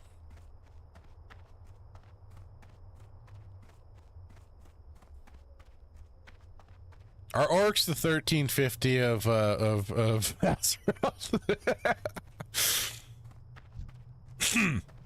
Skinnable. Can I skin it? I probably need the skill to do that. Macros. Okay, key bindings. Options. World appearance. Oh no, we got to have all the, yeah, it's all high. It's all high. All the highest.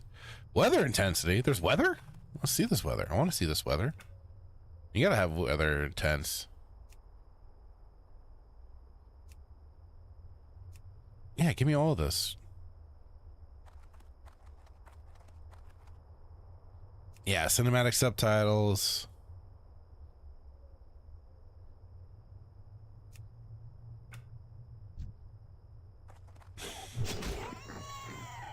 Death to the piggy!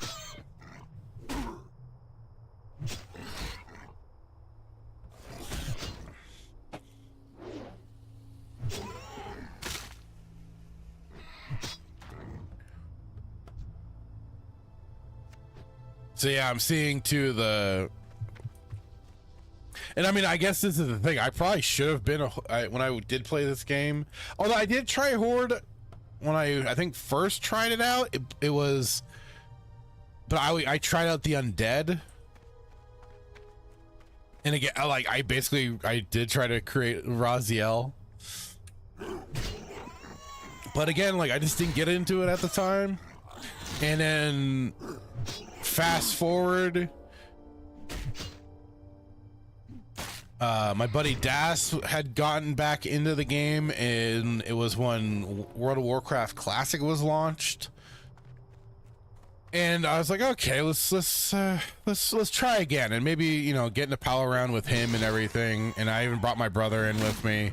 Maybe that'll be the thing that kind of helps drive me more into it. And I mean, we played for a little bit, but like so many things, it's just kind of fell out of it after a while.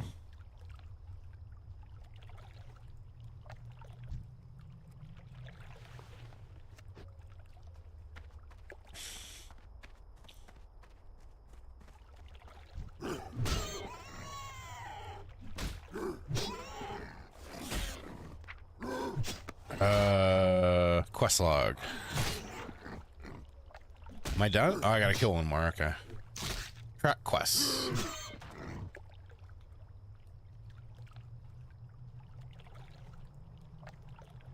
Oh, shift. Okay, there we go. I was wondering how you did that. Okay. Cool. Yeah. Yeah.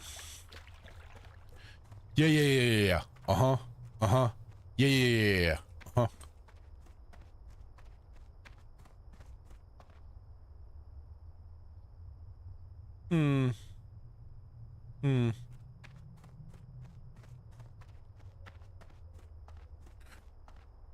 I'll come back to you later. I gotta first turn in my quest. Let's turn in quest.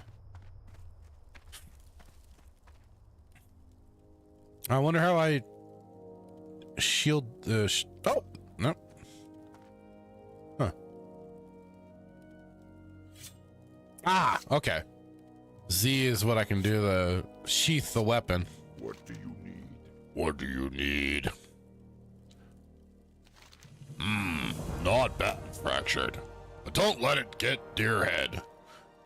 You'll fight tougher than boars in your career. Nonetheless, you've proven yourself well. And your next trial will be against a considerably more dangerous opponent.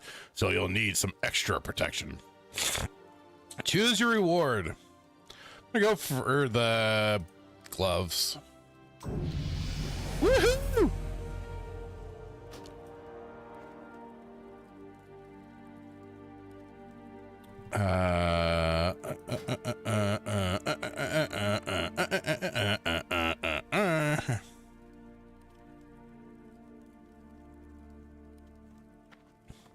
chest, back, shoulders. Wow. No, there.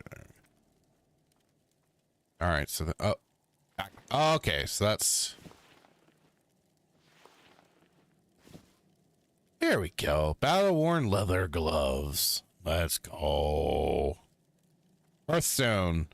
Use returns to your Durtar. Speak to an innkeeper in a different place to change your home location. Ah, nifty.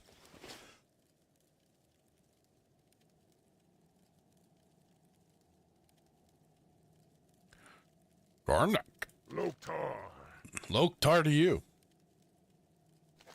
Simple parchment. Ah, while you were gone, a parchment came for you, Fractured. Read it when you have time. If I'm not mistaken, it came from the warrior trainer, Frang. He would have words with you when you're ready. You'll find him outside the den, taking cover in the shade. Down. Give me the quest. And honor. Sting of the Scorpid. Powerful warrior and awkward novice alike have fallen to the venomous sting of the Scorpid. You'll find large numbers of Scorpids northwest of here. Bring me 10 of their tails as proof of your prowess in battle. The antidote for their sting is actually made from venom extracted from their stingers. No surprise there. We keep large quantities of antidote for Scorpid venom on hand to heal young bloods just like you. But I'm sure you won't be needing any of that, will you? Gimme. Ah, now we begin the mission collections. Oh,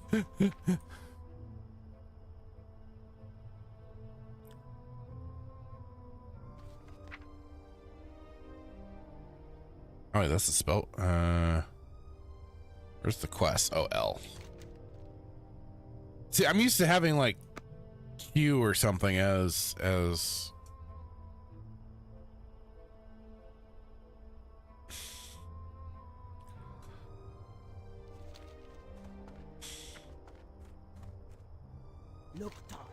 Loktar. I trust the Valley of the Trials will teach you much, young warrior. I was sent to the valley to guide you, but I have discovered a growing taint here. A group that calls itself the Burning Blade has a coven here in the Valley of Trials. They are skulking in a cave to the northeast, and their vile familiars have spilled from its mouth to cause havoc. As your first task against the Burning Blade, I bid you defeat these familiars, slay many, and if you survive, return to me. Oh.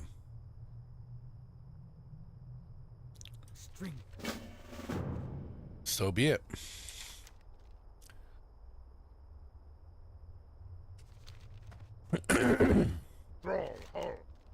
Simple parchment. What's that you have there? A parchment? You're not a scholar, I hope. Ah, that's my parchment. I heard you'd be coming to the valley, Fractured. I'm glad to see you made it. It's less hope you survive the trials ahead. Like I said, as you gain in power, come to me. I will do what I can to train you in ways of the warrior. Good luck, Fractured, and return to me whenever you feel ready. All right. I require warrior training. Oh, okay. Okay. But I need some coin first. First, I need coin.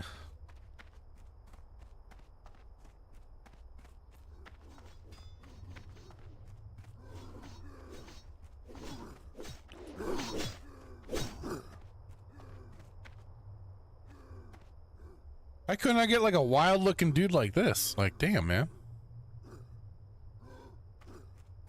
Oh well. It's fun being a big bulky motherfucker.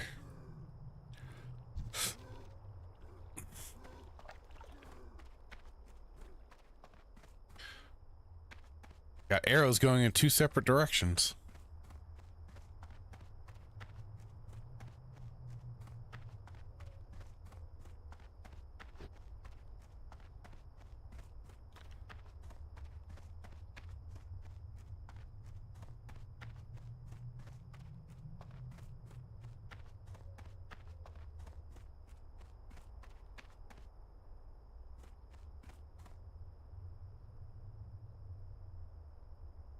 Static says, so is this the actual game? I never played WoW. This is an emulated server, but yeah, this is basically World of Warcraft, because they are the Turtle server had taken things back to like 2006 World of Warcraft, and so that's basically what you're seeing. They've just added a lot of content and everything for the server. I went through a bunch of the different stuff for it, a little trailer and everything like that. But this is kind of like it is starting out World of Warcraft, yeah. And like I said, I've tried jumping into this game a few times. It's just never quite stuck with me. Star Wars Galaxies will always be my original baby, but like it is, even then I'm like, it's so tough to get into it sometimes, get back into it like I used to. It's just like, for me, the magic had gone away, you know. It's just one of those things. But like it is, I've been very I thought it's kind of encouraging when you do hear other people that talk about it, and like it was Melee James being really passionate about being back into the game again, and this kind of makes me go, well, I'll check it out. Give it another go,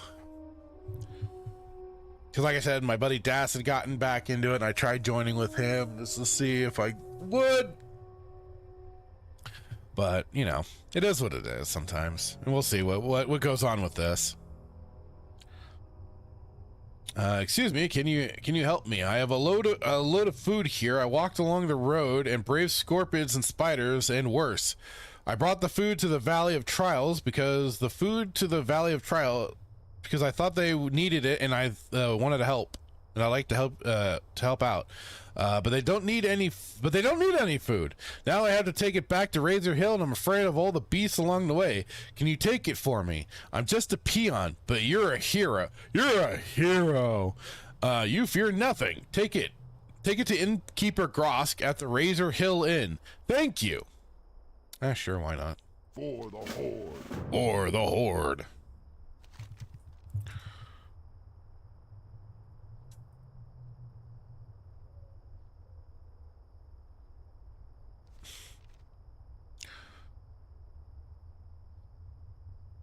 Oh no! Static says, I worked with a guy who threw his life away with it. That always fascinated me, that people got so into these games that they just completely like just lost their life to them. Like, I love video games. I love playing video games. I love getting lost in the worlds and everything, but like, I don't know if it's just because of how I was raised and everything, and the way like my mom made that clear definition of, fantasy, reality, and stuff like that. You got to keep your these are all just fictional worlds and stuff like that. Nothing to take into the real world. I knew to keep that distinct. Oop! Oh, he's hurting me. He's hurting me. But I'll play games sometimes for hours and stuff like that. But it's never been to that effect where it's just like this is the way people have lost themselves. In particular, World of Warcraft got notorious for it, although that could have also been partly media,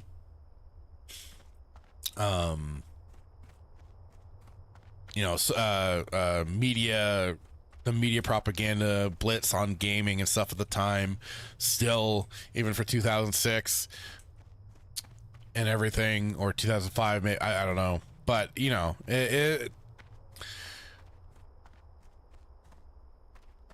everything took its time. And what's this? Still too far away. I gotta be sitting on top of the damn thing. Oh, well, let me get it. Okay, let's see if I can take on this dire boar.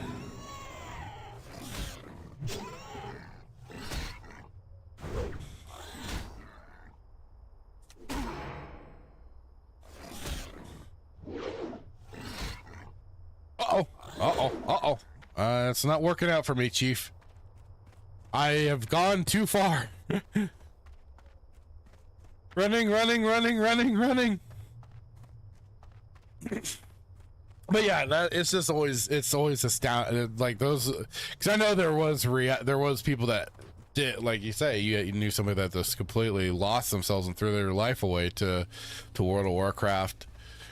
But that's just always has just like been so amazing to me. It's just like, how do you let that sort of thing happen? It's just insane. Like I've gotten into the games, like I said, but it's like just not to such an extent. Your skill and defense is increased to 12 to 13. Oh, sweet. My skill's increasing also. That's cool to see. That's like also a defense is increased to 11. Skill 200. Huh, nice. I think I need to kill some more low-level boars.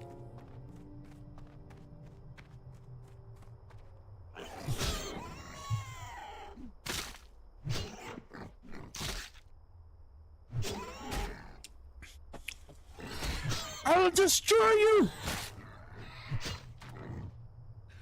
I'm still getting good at decent XP out of it.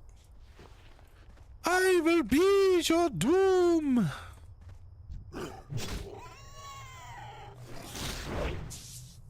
Ah.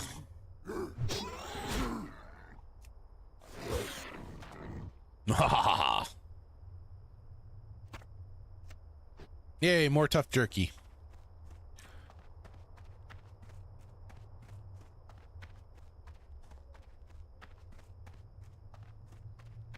Big old beefy boy running around. Cursed peons! They work hard gathering lumber from the trees of the valley, but they're always taking naps. I need someone to help the peons and help keep the peons in line. You look like the right orc for my task. Here, you take this backpack and use it on any lazy peons you find sleeping on the job. A good snack will get them right back to work. Return the backpack when you're done. Lousy slacking peons. Me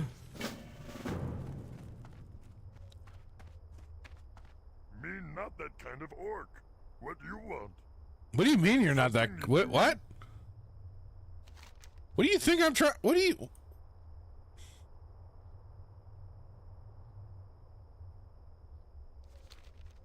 What?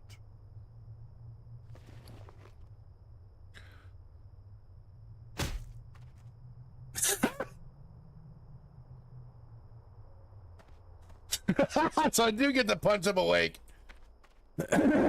Let's go! Where are more you lazy peon bastards?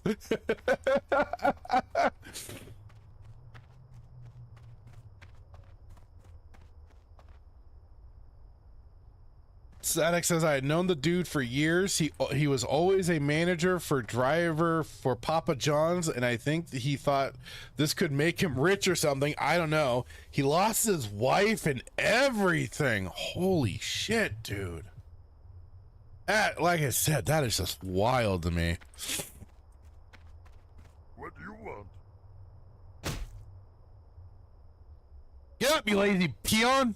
There you go. Good boy. Okay, I'll get back to work, Fractured. Dude, like, especially when you got a significant other and everything, and yet you're letting this game just absorb you. I mean, I don't know at the time what anyone would think you'd be able to, make money off of for this, unless you was streaming it at the time or something, trying to be like a World of Warcraft streamer, but like, bro, that is just it. Like I said, it is so wild to me that people let these sort of things just take them over like that.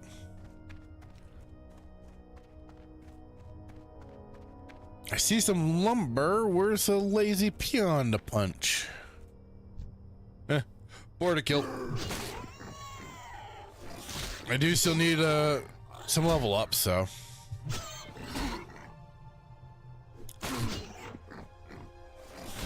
Like I said, man, that is just crazy.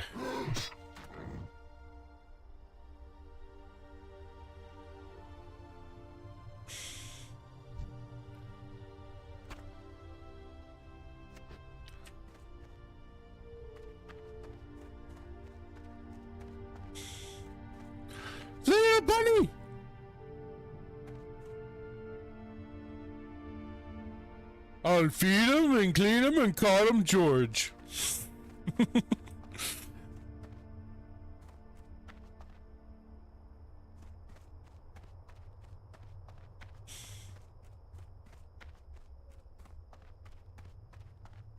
Let's see here.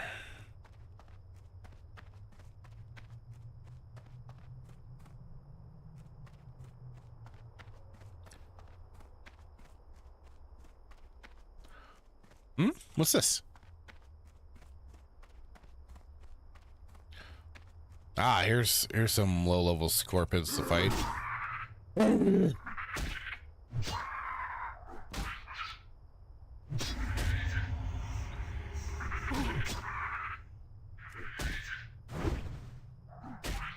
God dang it! Oh, activate that right as I kill the damn thing. Ooh, small red pouch. Sweet.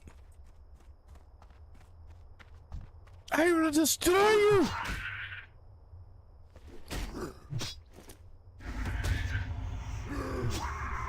Oh, I should have known I couldn't do that in combat. I should have known.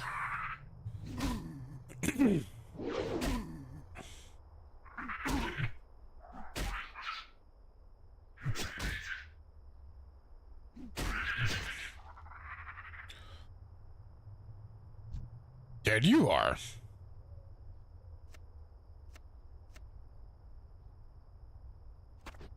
Nice.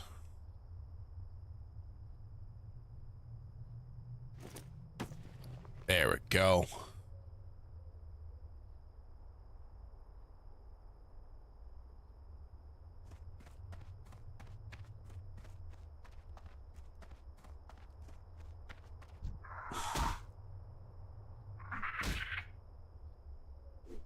Oh, we got a young lad apparently in the chats in 19.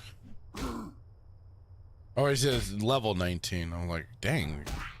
People, still young people are finding this game and jumping into it.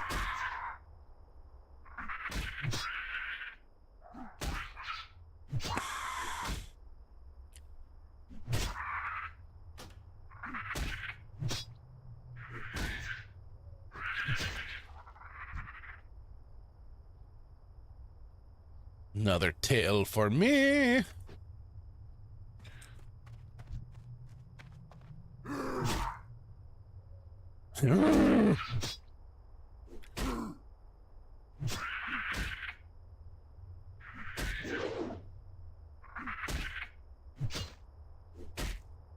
Oops. Bam!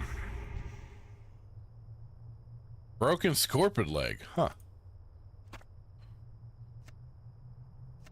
Broke a couple of their legs.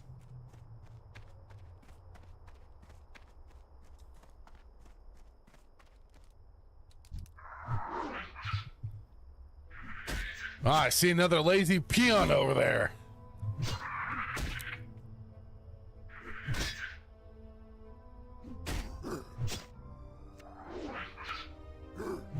Huh. You only stack 5?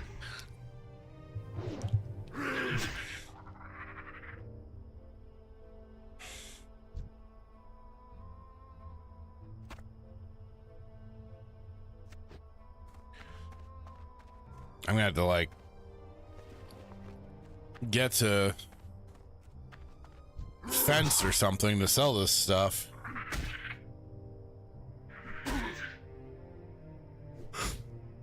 Oops.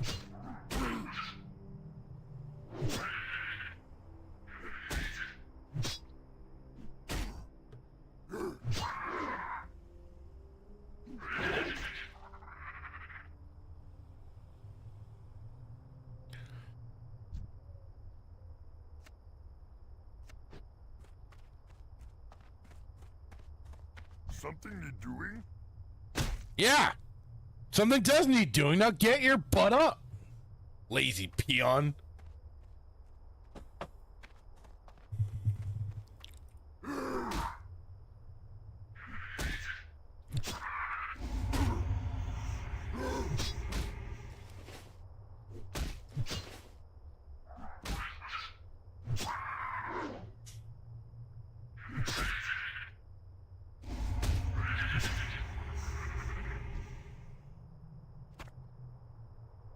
just need 4 more tails. 4 more tails. 4 more tails.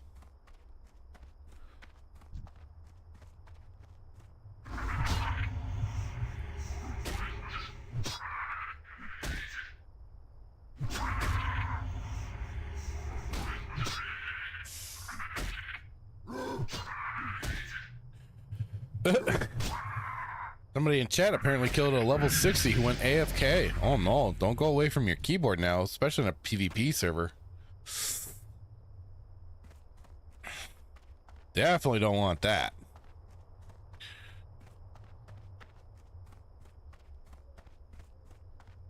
Me busy. Leave me alone. You're not busy, you're sleeping. Now get moving. There you go. Be a good, productive member of Orc Society.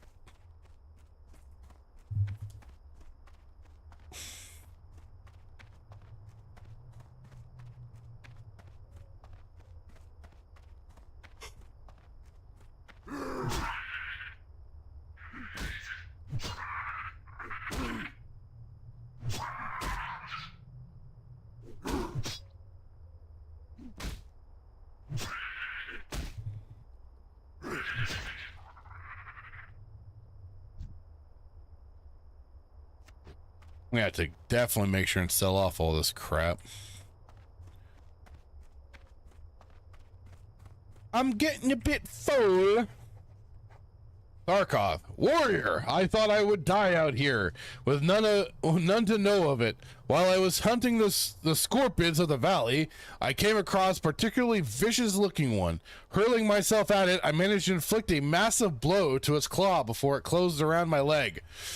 I wasn't ready for its stinger though, and it sliced down into my chest, cutting into my flesh and letting my blood. Please, you must kill the scorpion for me. My honor must be upheld. I fought it up on the plateau to the south. Loktar. I have another lazy peon to wake up.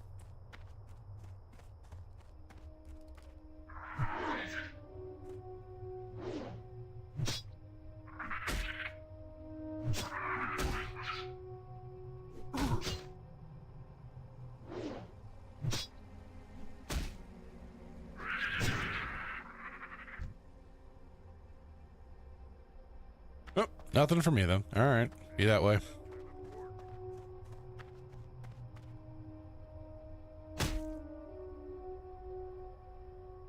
I don't care what kind of orc you are. You're a peon, though. You must do work.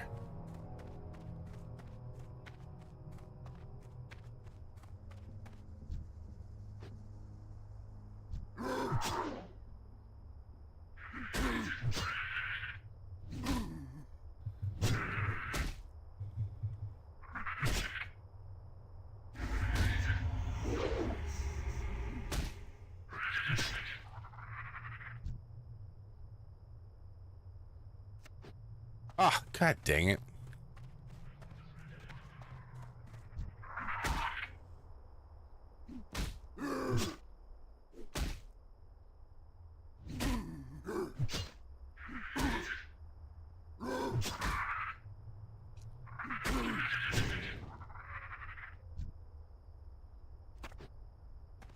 Two more, just need 2 more tails.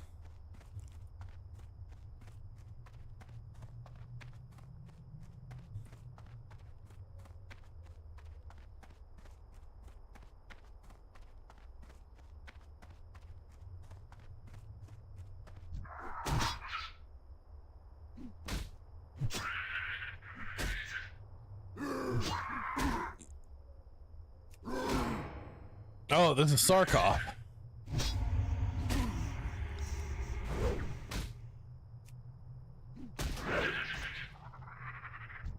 Kick his ass!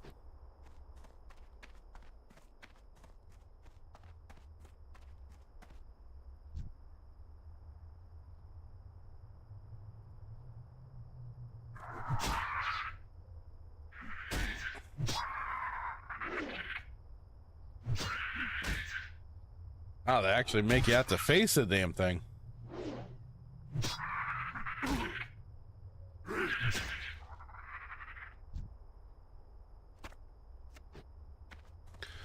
One more tail.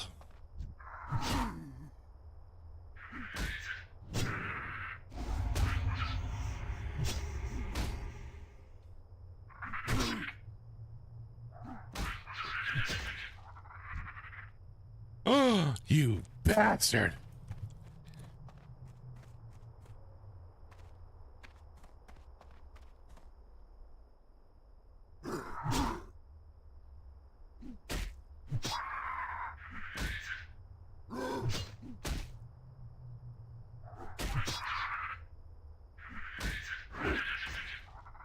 Bam. Oh, there we go. There we go. Got my scorpion worker tails. Now I can also go and turn in that claw. I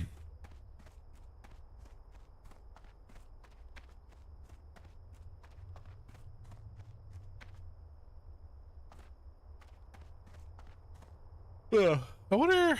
Let's see. Ooh, oh, well, that was not as bad as I was expecting it. I was expecting more damage from that fall. I don't know why, but I was.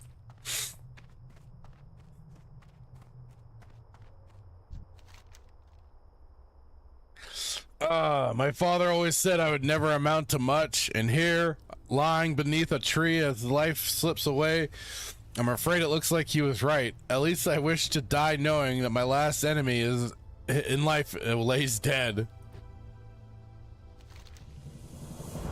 My blow is not deep enough to kill him, but looking at the damage I inflicted gives me some small measure of pride. That small measure will be all I have to sustain myself if I die. And in that light, the short list of my life's accomplishments fills me with anger.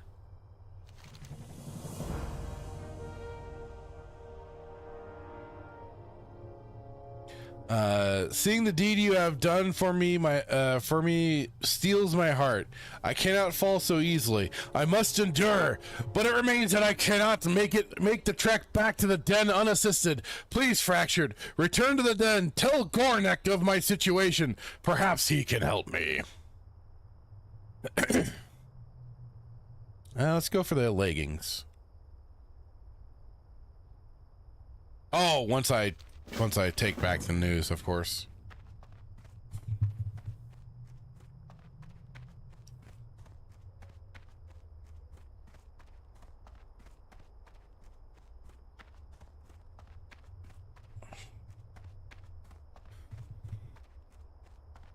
This is kind of a neat little area, though, I gotta say. Even though I'm more particular to forests and stuff like that, this is kind of a change of pace for me. But this is kind of like giving me like Drum and Koss feels when you no, Korriban, sorry, Korriban. When you start brand new with a Sith warrior or Sith Inquisitor in SWTOR, Star Wars: Old Republic.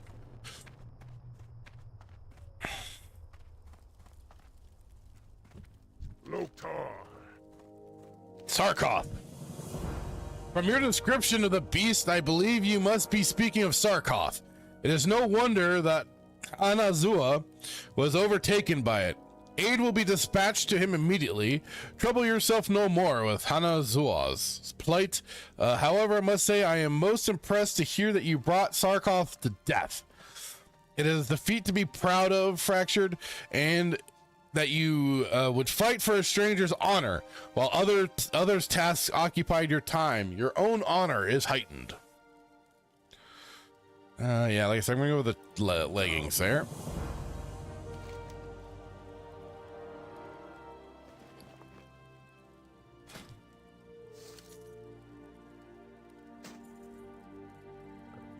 Look at that. Look at that. I got myself some new leggings.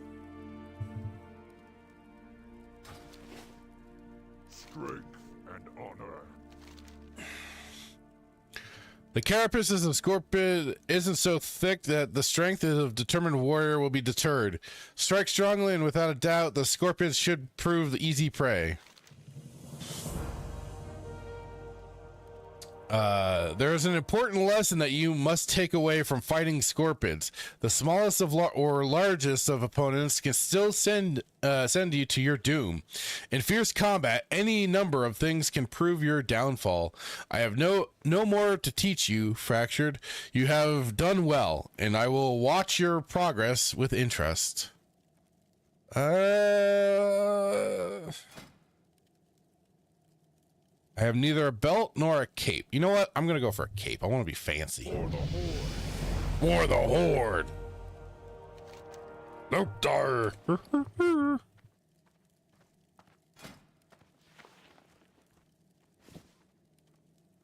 I got me a cape, bitch.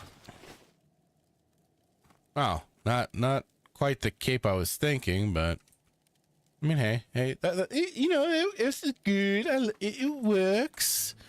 You know, it does the job. Shaman trainer, priest trainer, hunter trainer. But where's like just some regular old jag-off fence?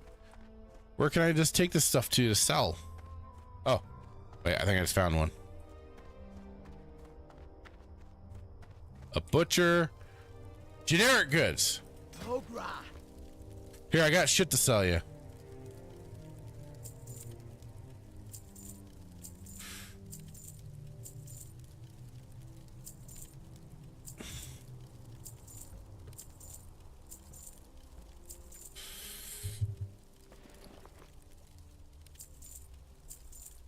And my old pants. Take my old pants. I don't need them no more. There we go. There we go.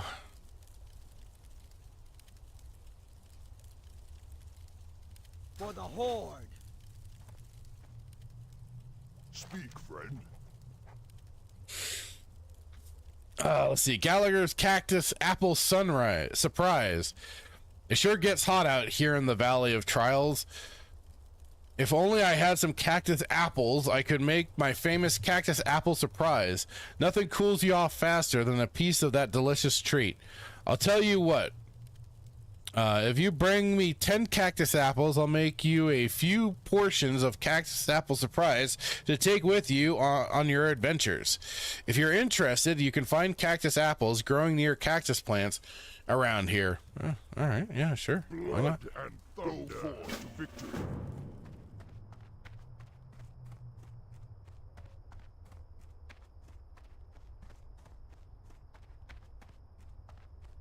Check the trainer here. Blood and thunder. Charge! Rend. Sure, let's get that battle shout. Go with honor.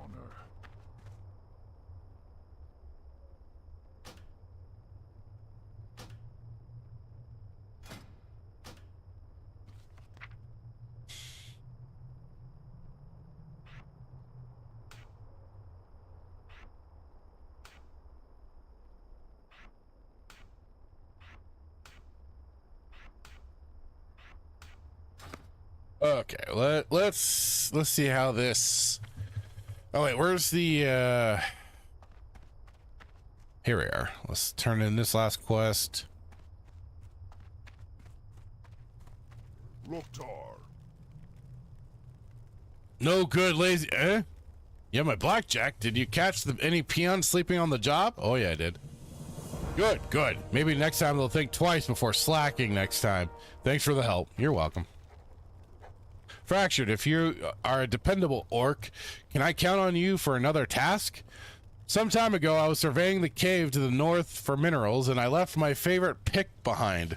When I later returned to retrieve it, I found the cave was filled with vicious beasts. Will you go into the cave, the Burning Blade Coven, and get my pick? I left it in the chamber with waterfalls. My pick has a spell on it so you can see it in the dark, so you won't have to worry about finding it. Just what's guarding it. Oh boy. May your blades never dull. All right, I'm curious to see this charge. Ah, okay. Not bad.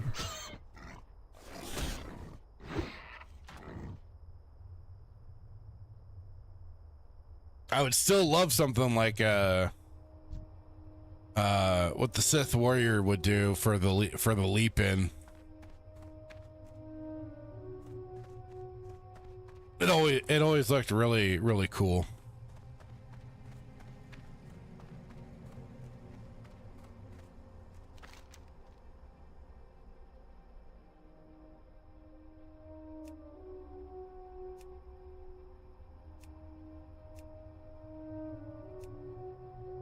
What zone am I in? Durotor.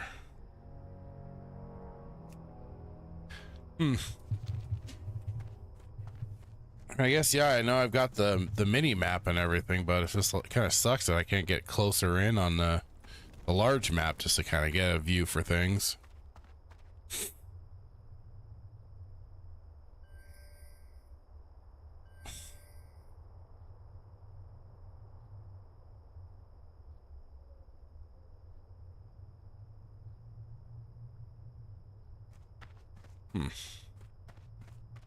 No big deal.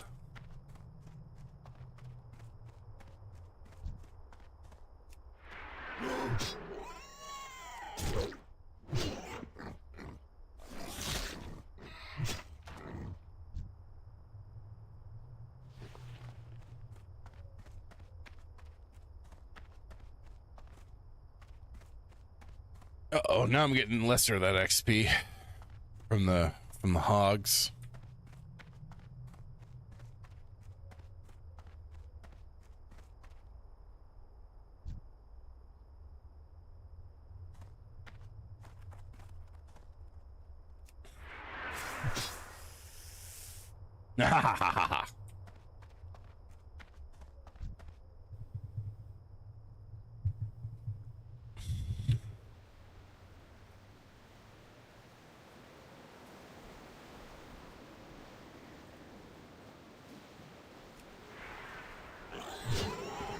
Has some good distance for that charge too.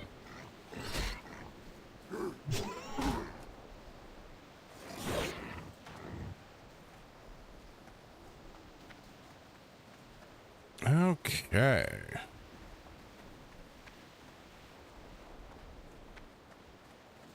Well, before I get too deep into any other quests, I think I may stop it right here. We almost hitting that 3-hour mark, which is usually a little longer than I tend to go. But I wanted to at least give in some good time to check this game out.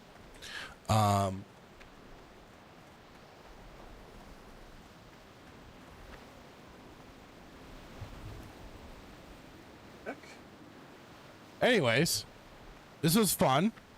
I don't know, I may have to consider doing some more of this. I'm trying to bring back the games at the end of the stream, so we'll see what happens going forward. Otherwise, like I said, I think we're gonna be calling it right here.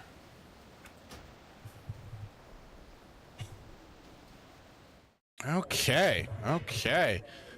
I want to say a big thank you to everybody that dropped by today. Thank you, Static. Thank you, Dan Blackroyd, Acid Stormblade, and the Joker's voice. Good old Joker. Thank you all for dropping on by. I greatly appreciate it. It was a lot of fun today.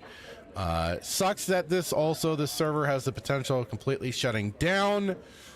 But, you know, who knows what will happen in the future. Maybe if enough people keep do a show of support in a big way, maybe you could sway some things. Who knows? Anything is possible. Otherwise, keep an eye out.